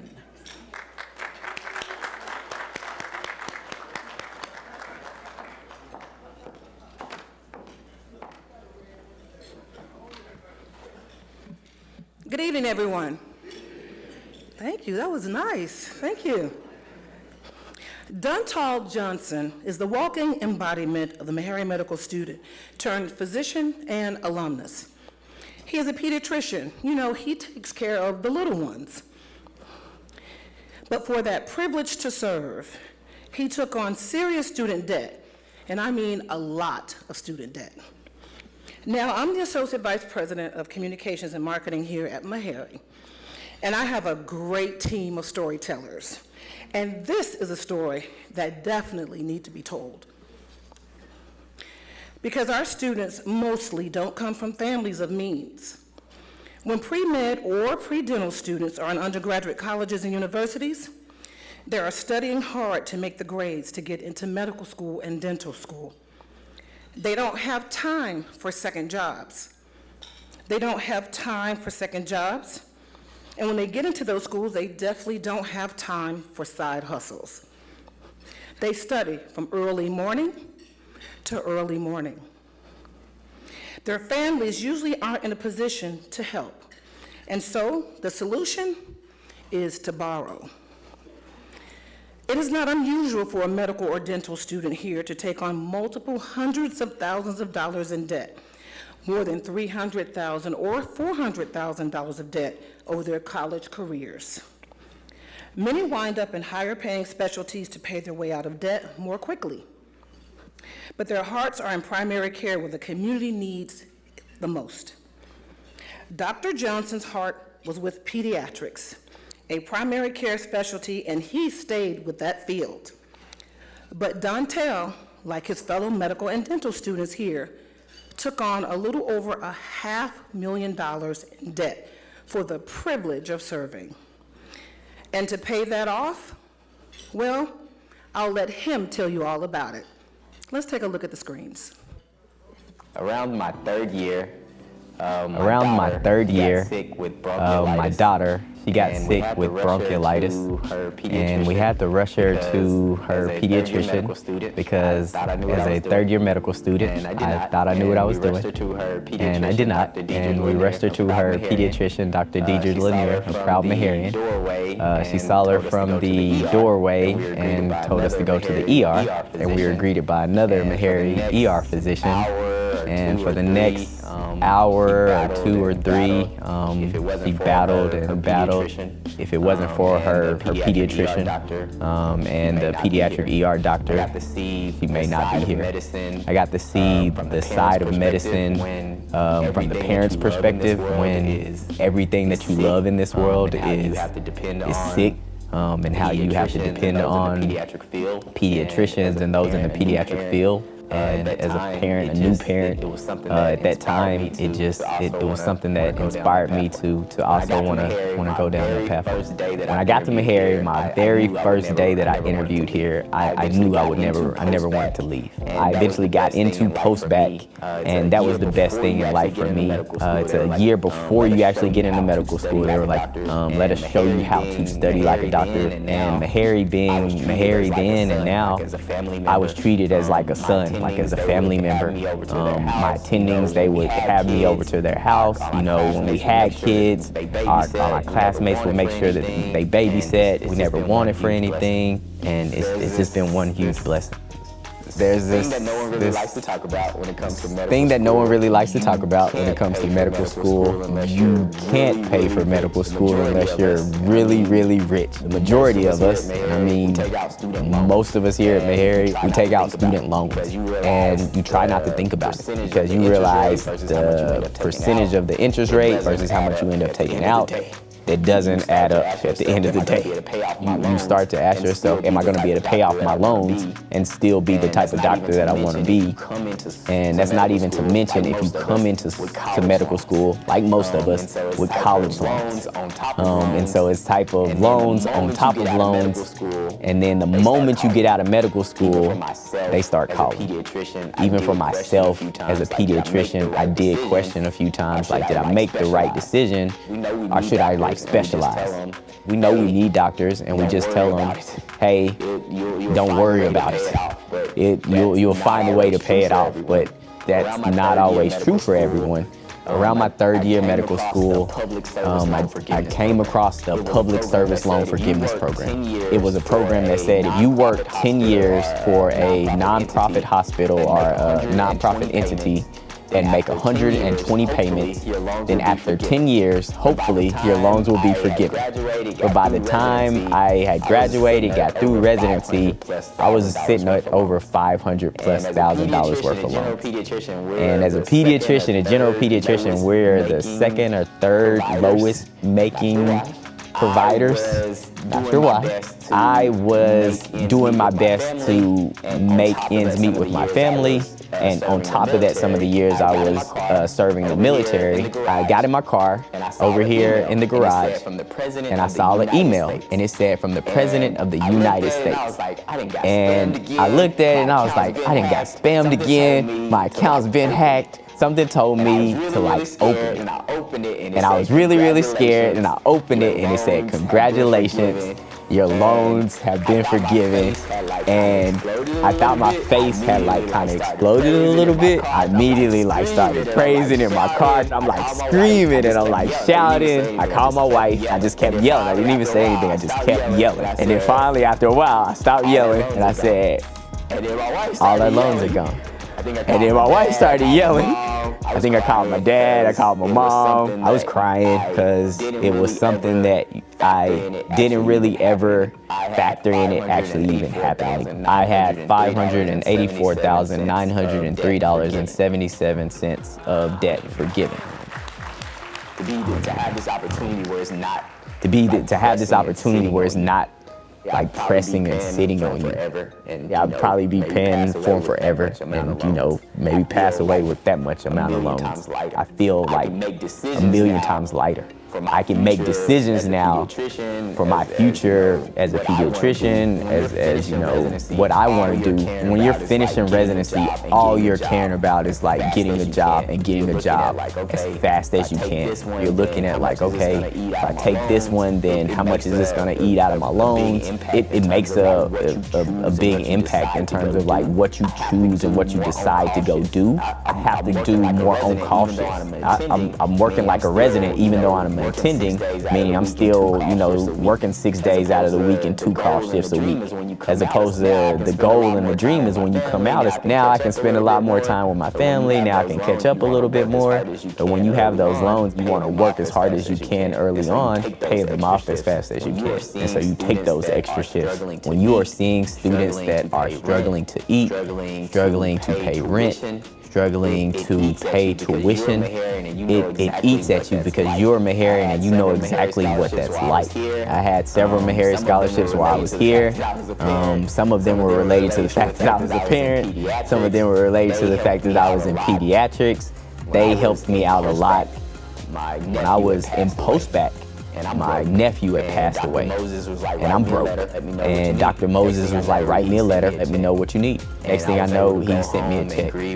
And I was able to go home and grieve with my family and my sister, and got to bury my nephew. He showed me the way. He showed me like, hey, this is why we're so blessed, so that we can be a blessing to others. And that all starts with alumni giving. That all starts with us as alumni saying we were there at one point in time and we knew the struggle. We can have a lot more students that don't have to deal with that ordeal, and they can concentrate on studying, and they're not as stressed out about having to pay for the basic needs. They can just concentrate on being great doctors and learning how to be great physicians without pediatricians, without obstetricians, without family medicine, without all of the primary care people doing what they do, our healthcare system doesn't work. And the people that really need it are the people that we serve here at Meharry. They're always the ones that get hurt the most. But that's one joy that I always have about working here at Meharry. There's no one that I've ever turned away. There's no patient that has ever shown up at Meharry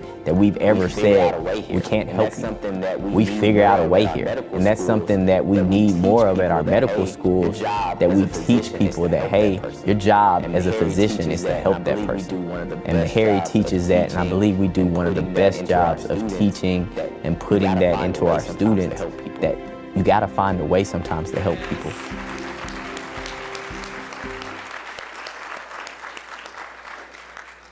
And now, welcome to the stage, student Dr. Michael A. Walker from the School of Medicine.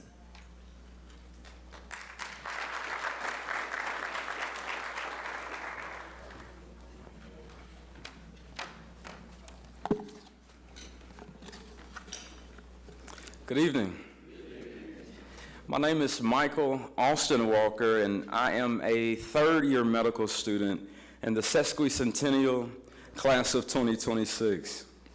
And it is certainly an honor to stand before you tonight, and I'm honored to be amongst the people who have paved the way for so many. And I'm also happy to stand here this evening because I recognize and I realize that I understand that I did not get here on my own. It was Meharry who believed in me and gave me the opportunity to study medicine, and not only to just study medicine, but to embrace a long legacy, a rich legacy, a legacy that I can't forget about or take for granted. Can we take a moment to just clap for the legacy of Meharry Medical College?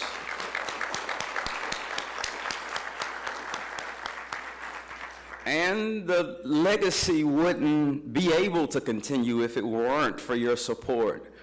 And I'm grateful to be here with individuals like you who have made significant contributions to this institution and to the future of healthcare. And it is your support that has opened doors and is opening doors for many aspiring medical professionals. It is now my pleasure to direct your attention to a few exemplary students who have been selected by their deans for their outstanding achievements and dedication to their programs and peers. And each of these individuals shines brightly, not only as scholars, but as leaders and servants of mankind who inspire those around them. As we hear from these remarkable students, I want to take a moment to recognize the impact of your support. Each of their stories shared tonight reflects the dedication and perseverance that your generosity has helped cultivate, and it is your belief in us that fuels our passion to serve and advocate for those who need it most. And now, the student spotlights.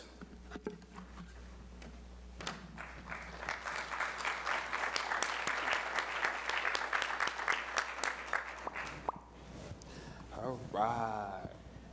Good evening, everybody. Good evening. I am student Dr. Rex Okonkwo, a second-year dental student here at Meharry Medical College, and this is my story. It all began when I was a young kid, growing up in a two-parent household. I tended to favor one parent over the other, that parent being my father. We were tied together at the hip, and my father was a safety construction engineer. And every single weekend, especially Saturdays, I would see him doing home improvement, DIY work inside our house. And I'll go up to him and I'll say, "Daddy, do you need help?" He'll do what you guys just did. He'll laugh. But he would actually give me an opportunity to help him. He'll give me a screwdriver, and I'll screw in a little nail. He'll give me a hammer, and I'll hammer the nail inside the wall.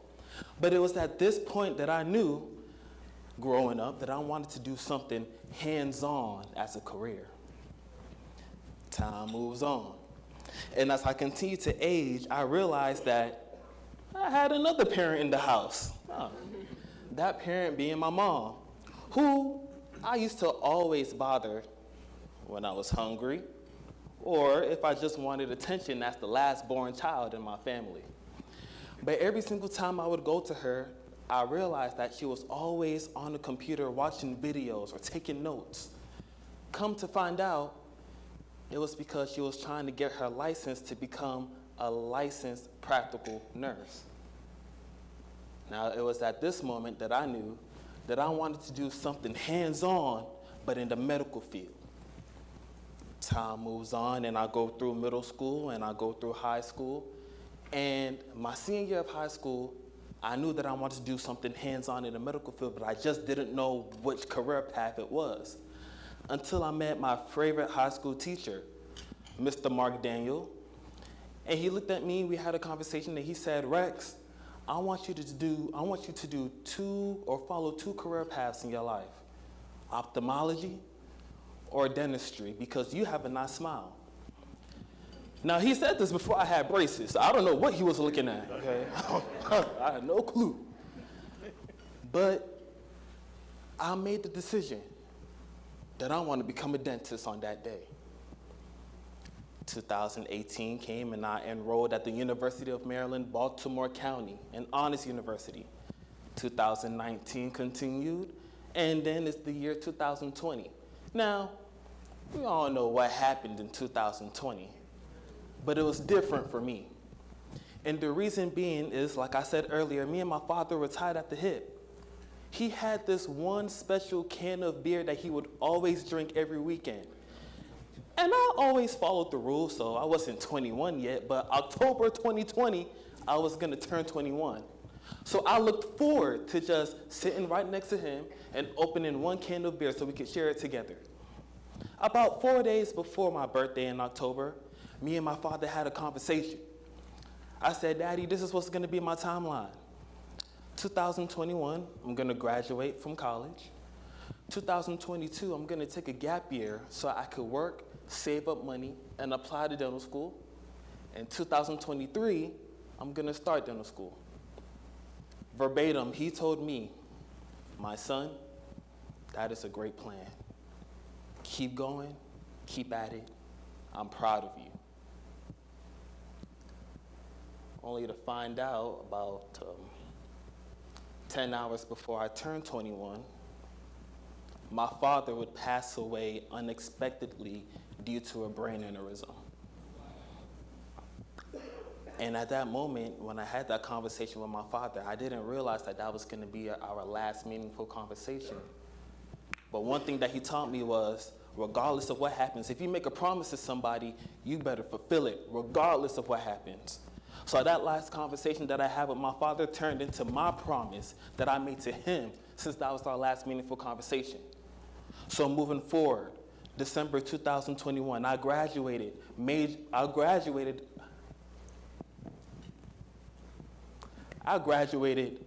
with my major in biological sciences and my minor in political science from the University of Maryland, Baltimore County.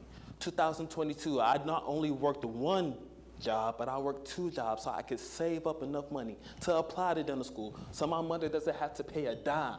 In 2023, while I'm doing this right here, while I'm saying my story, I'm having interview after interview, networking with people. There was only one school that had a circle of friends that believed in my story and gave me a chance to fulfill my promise to my father. And that was Meharry Medical College School of Dentistry.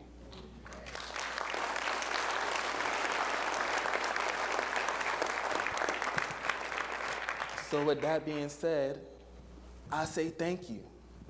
Thank you to you guys for believing in me even before you even knew who I was.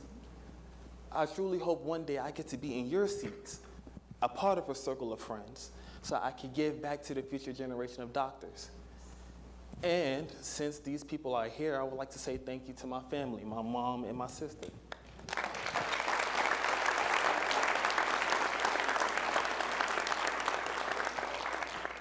Imagine, I'm saying thank you to my older sister, by the way. That's crazy. Thank you guys so much, and God truly bless each and every single one of you guys in here. Thank you.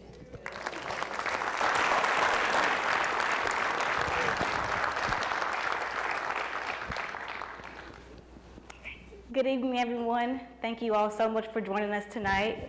My name is Santisha Billings, and I'm currently a fourth-year medical student applying into general surgery. I also have the pleasure of serving as Miss School of Medicine for the 2024-2025 school year. I'm a proud graduate of the illustrious Fisk University in 2017, and I'm here to share a little bit about myself and my journey.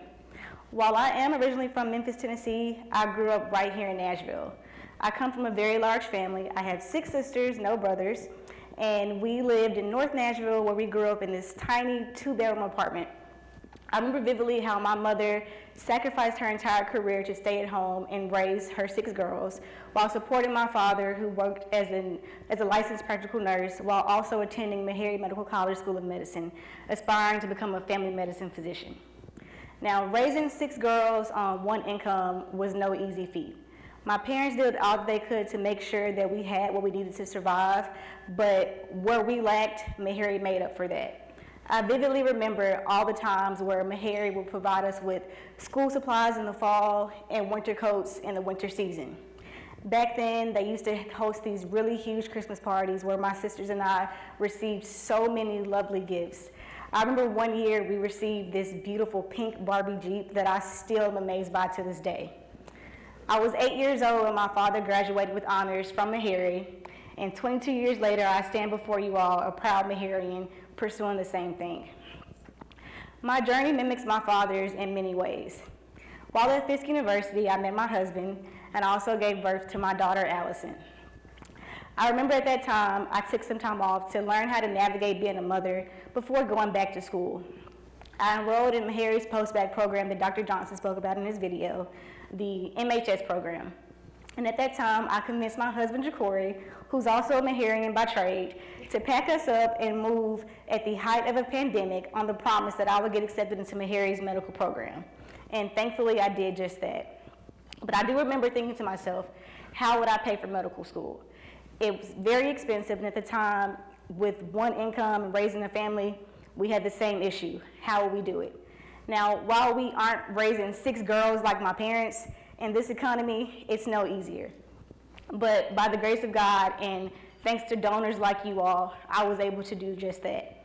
I had a lot of my financial debt relieved from me so that I could focus wholly on my academic studies. And thanks to you all, I'm honored to say that I've been named to the Dean's List. I was inducted into the Alpha Omega Alpha Medical Honor Society, as well as the Gold Humanism Honor Society. I'm very proud to say that because of you all, today, my daughter, who turned 8 years old exactly 1 month ago, and my son, Jacob, who we welcomed 6 weeks ago, get to watch me graduate from Meharry the same way I got to watch my father. Thank you. It's thanks to donors like you that students like me get to share my story.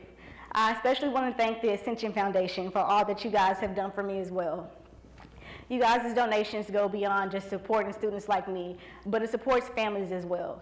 You guys are continuing legacies that we want to begin, that my father began, that I hope that my son and daughter also get to continue.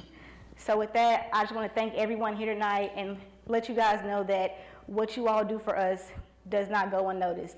You all are supporting us professionally and academically. So thank you, everyone. Ooh.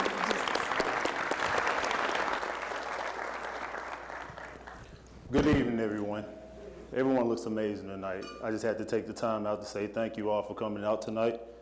I'm deeply grateful for the opportunity to share my story with you all tonight. My name is Maurice Paler II, and I stand before you as a proud second-year physician assistant student in the class of 2025, part of the inaugural cohort here at Meharry Medical College. I was born and raised in Memphis, Tennessee, and received my undergraduate degree at Bethel University. I'm also an honored member of Omega Psi Phi Fraternity Incorporated. In 2023, the NCCPA reported that only 3.4% of PAs in the U.S. are African American. Let me repeat that for you. In 2023, the NCCPA reported that only 3.4% of PAs in the U.S. are African American, highlighting a critical lack of diversity in the profession.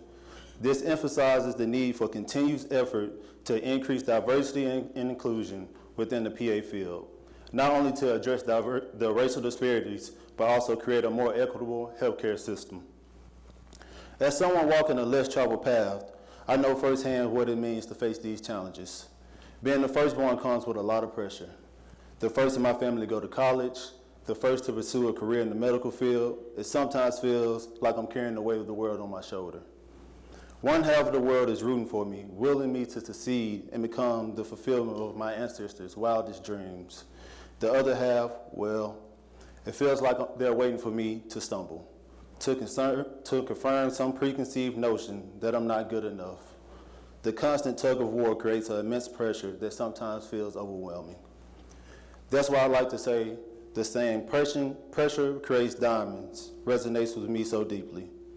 I like to think I'm one of those diamonds, and Meharry saw that in me when others didn't. I've stood in rooms where I felt I was overly qualified and still was told no. However, Meharry saw a worthy candidate to carry forth the school's motto, worship of God through the service of mankind. My journey to PA school wasn't a straight line. I applied to several PA programs in my first cycle and was met with rejection. The no's I received were tough, but that didn't deter me. Instead, I took the time to reevaluate myself and my application to move forward to see how I could improve. Meharry, the top school on my list, gave me that chance. When others saw someone who didn't quite fit their ideal of a physician assistant, Meharry saw a diamond that just needed polishing. My experience here has been a homecoming. To be surrounded by people just as driven and goal-oriented as me is truly empowering. One of the most rewarding parts of my PA journey is walking into a patient room and seeing their face, because they see someone who's familiar, someone who reminds them of their son, husband, or brother. It's in those moments I'm reminded why I'm here. I'm here to serve, to offer medical advice with compassion, not judgment. Every day I walk into a clinic or a hospital, I know I'm giving my all to my patients, and that drives me. I was once told, in order to do good, good has to be within you. But tonight isn't about me, it's about you all. Those who've given their time and expertise and wisdom to guide students like me. On the behalf of the entire Meharry student body and faculty, I want to extend my deepest thanks. Thank you for your mentorship, your precepting, and for your dedication of time and effort to shaping the future of healthcare providers.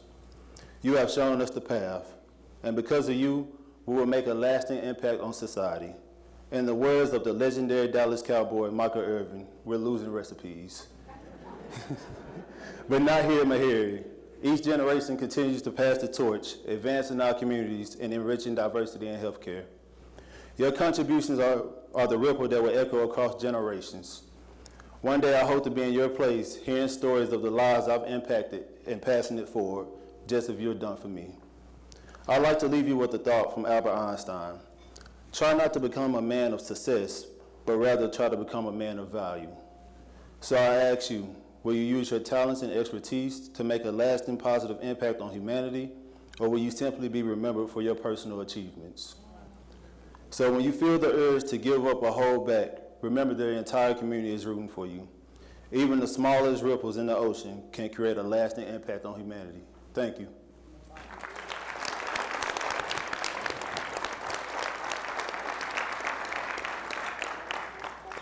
Ladies and gentlemen, please welcome. I'm sorry. It's okay. Good evening, everyone. All right. I said good evening, everyone. Y'all all look nice today. Okay, my name is Bradford Patton. I am a PhD data science student here at Meharry Medical College, and I'm very honored to speak to you today about my story, and also I'm honored to be in the presence with all you donors today. So, my story starts in Mississippi. I am from Mississippi, deep south, from the country. So nothing comes easy. If anybody knows where Mississippi is, it's really nothing there. So nothing comes easy. So you really have to work for what you got and what you want to do. So from a very young age, I saw my parents. My dad's a pastor, my mom's a first lady. We had little to nothing, but somehow, some way, me and my brother didn't have to worry about where our food was coming from or where our clothes were coming from. And also, during that moment, I saw them give to the least. I saw them give to the poor. I saw them give back to the community of what we had. So in my brain, it was like, hey, let me adapt that selflessness and apply it to my life. So when I'm coming from Mississippi, I always wanted to take care of my parents. As athletes, because I played sports as athletes, it's you dream big, and you say, I want to go to the pros. So I played every sports when I was little. So one sport I really loved and got great at is baseball. So throughout that opportunity in high school, I got a scholarship. I went to Tougaloo College, and I played baseball there. So during those moments at Tougaloo College, I began to face difficulty because I've had a lot of injuries. I had some injuries that really set me back that was so severe that doctors told me maybe I couldn't get on the field anymore. But it was with the grace of God that I got back on the field. At my 10th year at Tougaloo, I played great baseball, and I made a name for myself. But the trouble didn't stop there. At the end of me graduating with my mathematics degree from Tougaloo College, my grandma got sick with cancer. So I asked, why? Why me? Why her? So I asked my parents and my family members that were nurses and doctors, what's going on with her? Why is this cancer coming on her? So I began to think, what can I do to serve the community and actually help and get into the medical field like them? So as you know, a lot of y'all are doctors in here. I'm not really in the doctor field, and I didn't have the mind for that in dental school, but I really like tech. I really like to figure out those problems. And with that, I decided to choose Meharry because when I went to basically apply, they were really, they had my values in line. So with that, I chose Meharry. So my first year, I started learning about artificial intelligence that everybody knows about. With that, during my first year, my grandma died, unfortunately. And that hurt me to the core, but that inspired me to become and try to learn more about artificial intelligence to solve this problem.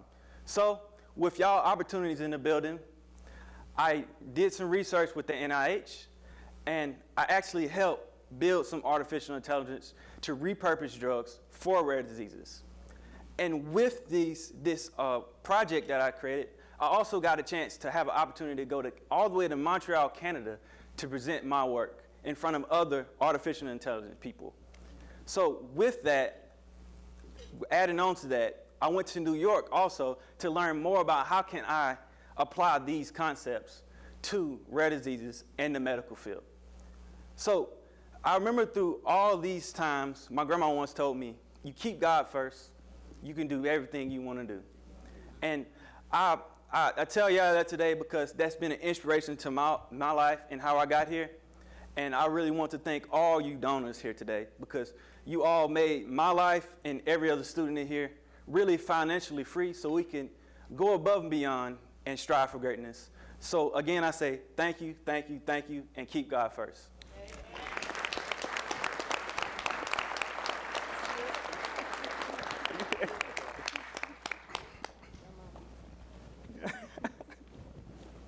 Now, let's applaud our students again. Their stories have been moving, touching, and so inspirational, and we thank our donors for making this a possibility for them. Now, ladies and gentlemen, please welcome the Meharry Medical College President and CEO, Dr. James E.K. Hildreth.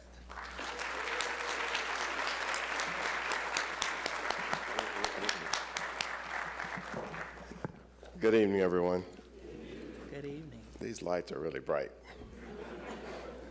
So my team went to great lengths to write a nice script for me, but since I can't read it with all this light,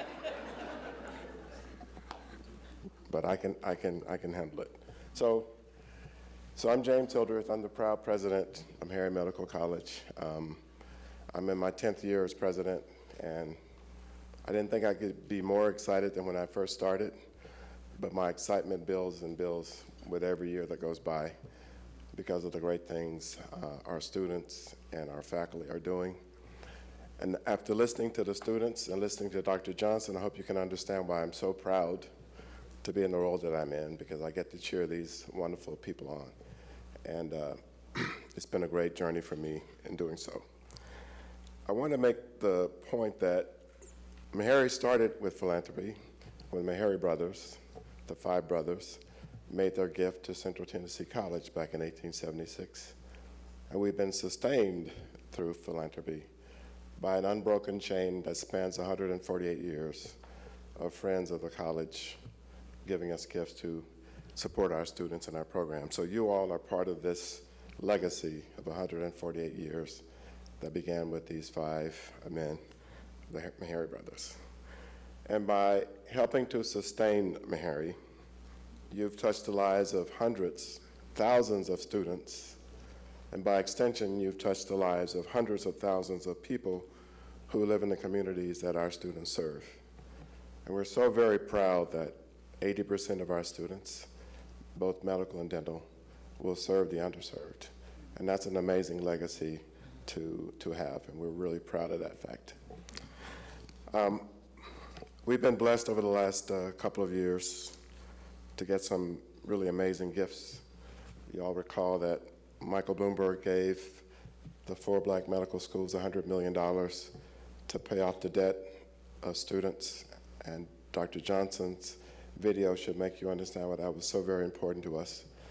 280 Meharry students at the time had $100,000 of debt relieved by this one gift from Mr. Bloomberg. Then after watching the amazing work of our students, our faculty in the COVID-19 battle, Mackenzie Scott gave us an unrestricted gift of $20 million, which we've used to start a new program, to support student scholarships, and other things. And then, of course, you all read about what happened back in August when Michael Bloomberg made a historic gift of $600 million to the 4 black medical schools. And we were the beneficiary of $175 million of that gift. And it just reminded me that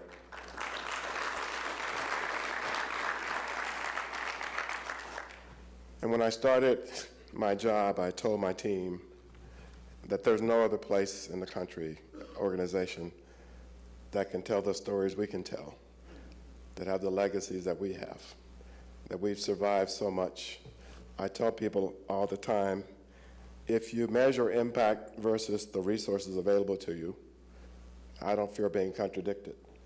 There's no other institution in the country can claim as much impact with as little resources as we've had. And your gifts have made all the difference. But I need you to know that those gifts get amplified through our amazing faculty, our amazing leaders. Oh, and by the way, I'm sorry. You met Dr. Adams, but there are other board members in the room, and I'd be remiss if I didn't ask them to stand and be recognized. So my bosses, would you all stand, please, and be recognized?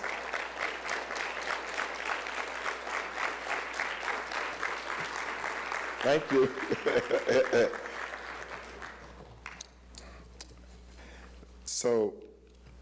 But when Mr. Bloomberg gave us that gift, he told a story on that morning when he made the presentation that really was left a profound impact on me. Mr. Bloomberg grew up in New York, of course. He's Jewish, and when he was a young boy, he watched his father, this white Jewish man, write checks to the NAACP. And he wondered why his father, a white man, was writing checks to support a black organization. And so one day he asked his father, why are you doing this? And the answer was one that sort of struck us all as being quite profound. According to Mr. Bloomberg, what his father said in answer to his question was that injustice against one or is injustice against all. In other words, by supporting this Black organization that's fighting for racial justice, they're actually fighting for justice for everyone. That was his point.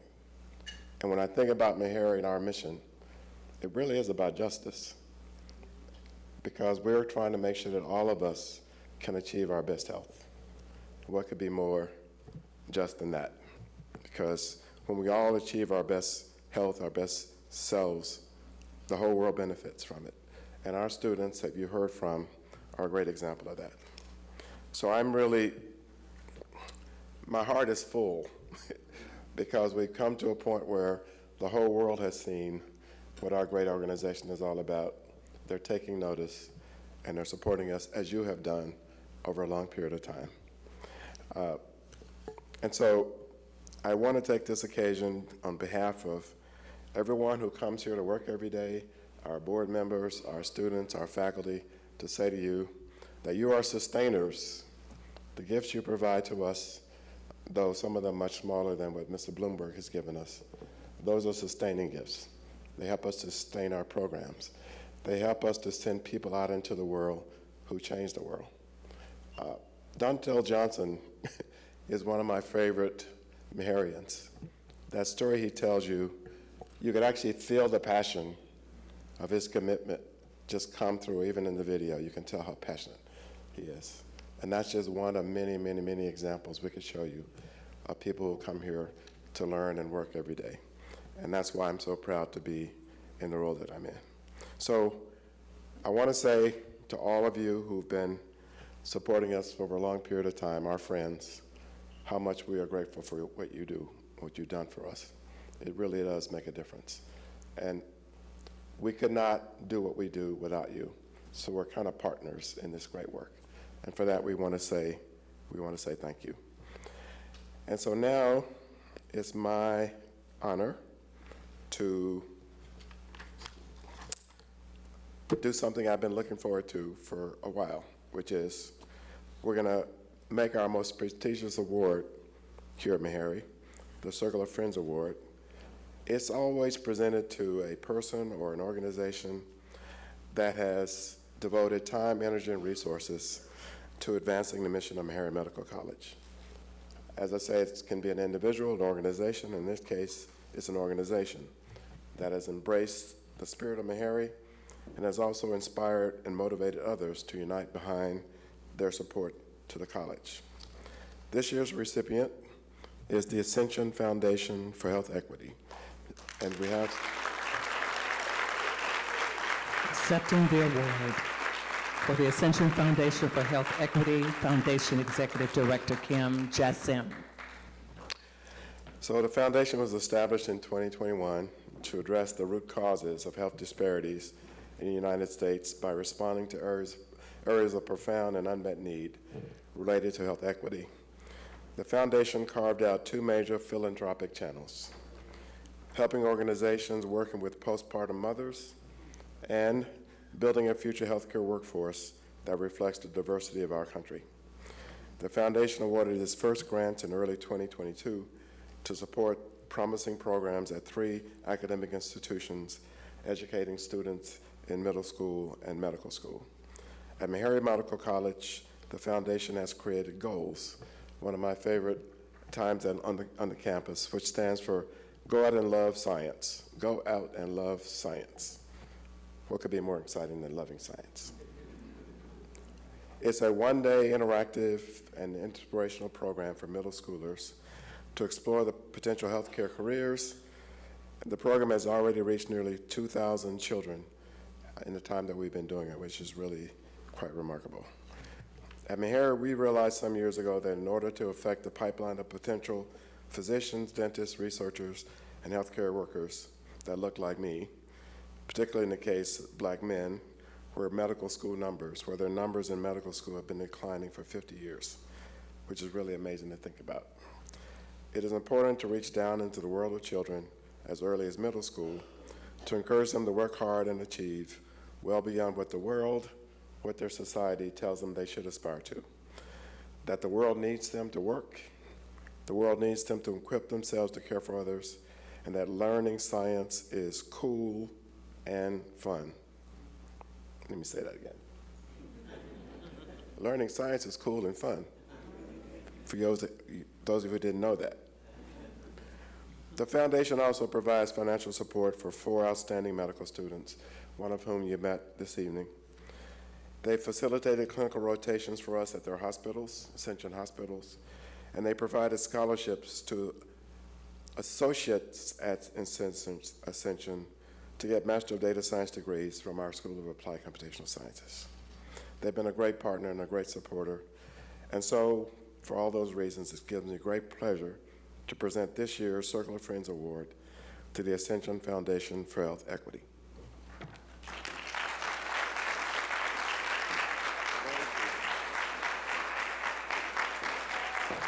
Accepting the award for the Ascension Foundation for Health Equity, Foundation Executive Director Kim Bass-Jassim.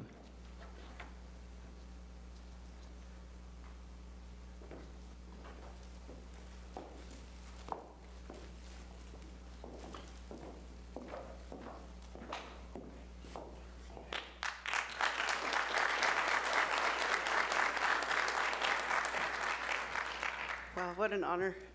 Thank you, Dr. Hildreth, for that kind introduction. Good evening, everyone. President Hildreth, Board Chairman Adams, Provost Southpaw, trustees, deans, Meharry students, faculty, staff, and distinguished guests.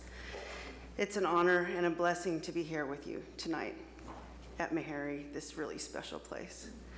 On behalf of the Ascension Foundation for Health Equity, I'm deeply humbled and honored to accept the Circle of Friends Award from Meharry Medical College. This recognition is incredibly meaningful to us, not just because of the accolade itself, but because of the values and mission that Meharry embodies. This institution has long stood as a beacon of hope, service, and excellence, and I know firsthand how true that is. For the past 3 years, our foundation has worked in close partnership with Meharry on our shared goal of advancing health equity, particularly for those who have historically been underserved and overlooked. Meharry's commitment to bridging health disparities and educating the next generation of health caring professionals is something we deeply admire. By now, all of you have heard about #Goals, a program that we created with Meharry to encourage middle school students to consider a future in healthcare. And just a few weeks ago, we hosted our third #Goals in this very room. Over 220 students from Haynes Middle School came to Meharry for a day of interactive hands-on activities, and the students practiced CPR. They learned about dental hygiene, learned to suture a wound, and conducted a chemistry experiment, all alongside more than 130 Meharry medical students who volunteered for the day. The activities at #Goals are fun and educational, but it's the Meharry students that make the day truly special. Their dedication to ensuring the next generation sees that this could be a path for them is exceptional. The commitment, passion, and care that Meharry students bring is the model that we hold up as we expand #Goals into other cities. And tonight I'm filled with gratitude to be able to accept this honor on behalf of the foundation, but I do not stand here alone. I would like to acknowledge and thank the wonderful partners we have here at Meharry, especially Dr. Salida Holloway,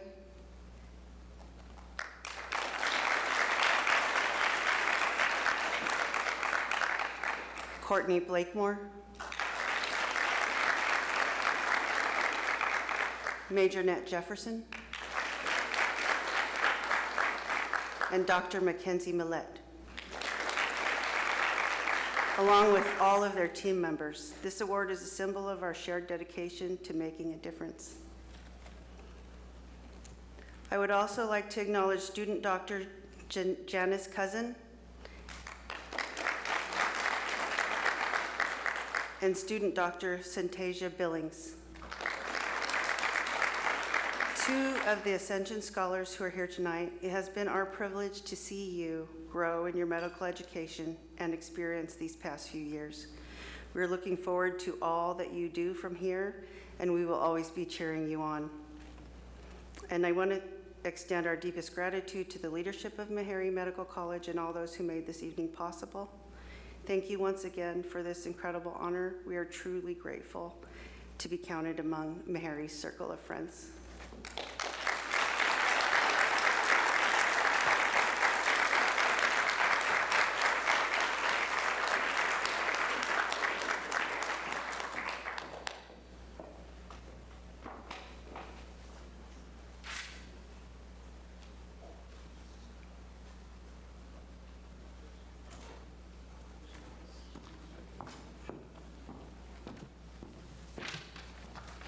Good catch.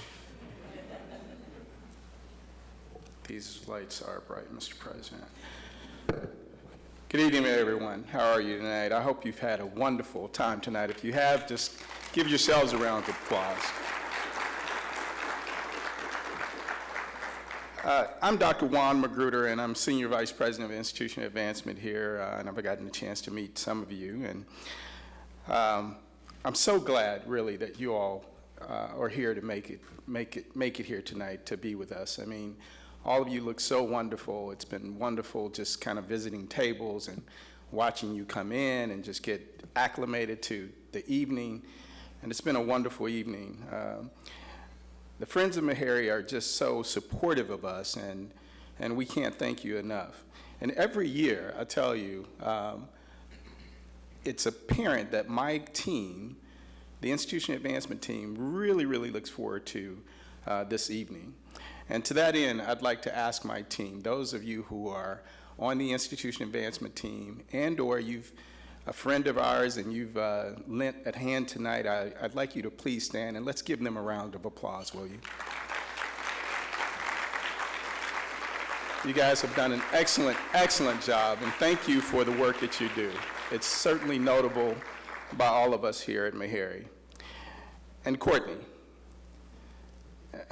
once again, you have done an excellent job planning and putting this program together tonight. So ladies and gentlemen, can you give Courtney a round of applause? Courtney, as you know, is our Director of Corporate and Foundation Relations, and we could not be here tonight celebrating the way that we do in this fashion without Courtney, so I really appreciate her. And, you know, I would be remiss if I didn't thank the voice on high tonight, Miss Gooch. Hadn't she been wonderful? She does this every year. And Miss Gooch, thank you. You are amazing. Greatly appreciated. I also want to say congratulations again to the Ascension Foundation. They have been such a steadfast partner of Meharry Medical College, as you've heard, and their recognition tonight is really, it's not long overdue, but I tell you, they have just, it's well-deserved. So let's give them another round of applause. You know, this is my second Circle of Friends event since I've arrived. I arrived here last summer. And you know, I run into a bunch of veterans who have been at this event over the years, and some of you go back really nearly all the 27 years. And it's delightful to run into you. And I hear stories about Linda Witt, my predecessor, or Bob Poole, or Patrick Johnson. And I'm just amazed at the level of dedication. It's been wonderful for me to experience that being new to Meharry. And you guys bring an amazing set of inspiration to our students and our faculty and our administration and all of our friends annually. And your support is just greatly, greatly appreciated. And I want you to know that you are indeed responsible, and you've heard this already. You're responsible for the success, and we couldn't flourish the way we do, as the students have said, as our president has talked about, if it wasn't for you. I mean, you really, really make a difference. And I know you've heard tonight as from the president, and you've certainly probably read it, many of you on the front page of the Tennessean on August 7th, about that $175 million gift from Mr. Bloomberg. I'd like to say a little bit about that. You know, when you think about it, it feels though, or it may seem like, it just, you know, Meharry now is flush with an account that is just overflowing with $175 million. And indeed, it has made a big difference. But it's not like we can relax now. It's important that we continue our fundraising efforts. In fact, Mr. Bloomberg gave those funds, as the president has said. He really wanted to make sure that Meharry is here for countless years to come, for another 150 years. And so those resources were directly for our endowment, which is all about sustainability. And many of our institutions, like Meharry, particularly our medical schools, have been woefully underpinned by low endowments and, you know, have really struggled with financial support. And Mr. Bloomberg really made a difference with that gift. Those funds are money in the bank, of course, for our security, much like the equity in your home or much like the savings or your savings account or your investments. They are important, but we still have to vigorously seek funding for the important work that we're doing going forward. We've talked about the two new schools that we have, our new School of Global Health, our new School of Applied Data Science. Those are important to the profession that we're in and will make a big difference in medical research and medical delivery going forward. And so we will certainly need support for that. So I want you to know tonight, you should expect to hear from us next year. And we'll expect to see you again here next fall. And as many of you know, that we're getting ready, and it's been mentioned already tonight, to celebrate 150 years of Meharry Medical School. You're going to hear the word over and over again, sesquicentennial. You guys want to say that with me, sesquicentennial. Did I get that right, Mr. President? I didn't? Okay, well.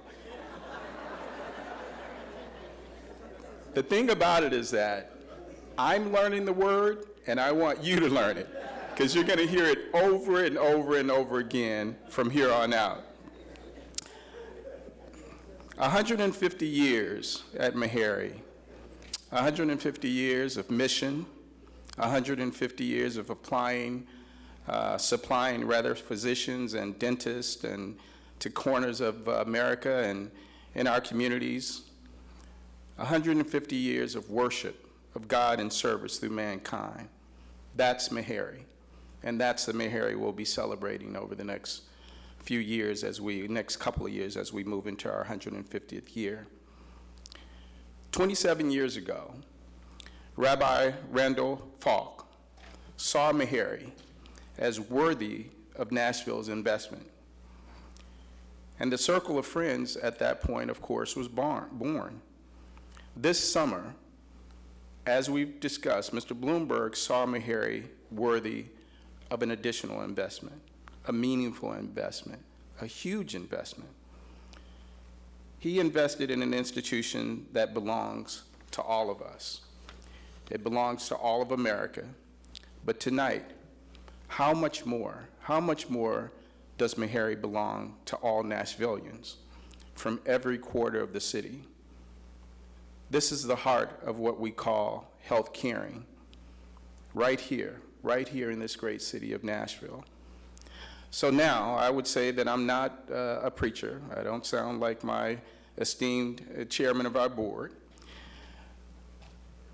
And I'm not going to start passing the plate, as some organizations do. But here's what I'll ask of you. When we call on you, when I call on you, when Courtney calls on you, when the president or the board chair or any of our board members call upon you, will you answer the call? Over the next year, we will certainly be calling on you. And I just want to make sure that you know that we expect and hope that you will answer the call with an open heart and open mind. And maybe, just maybe, consider adding another 0 or 2 to your check next year. How's that? So tonight, more importantly, I just want to say thank you, God bless you, and thank you for being a part of our circle of friends. We're just so proud to have you. Congratulations, everyone.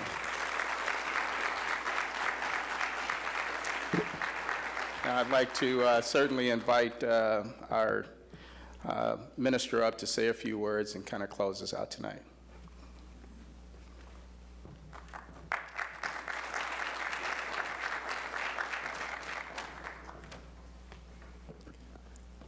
Story theology.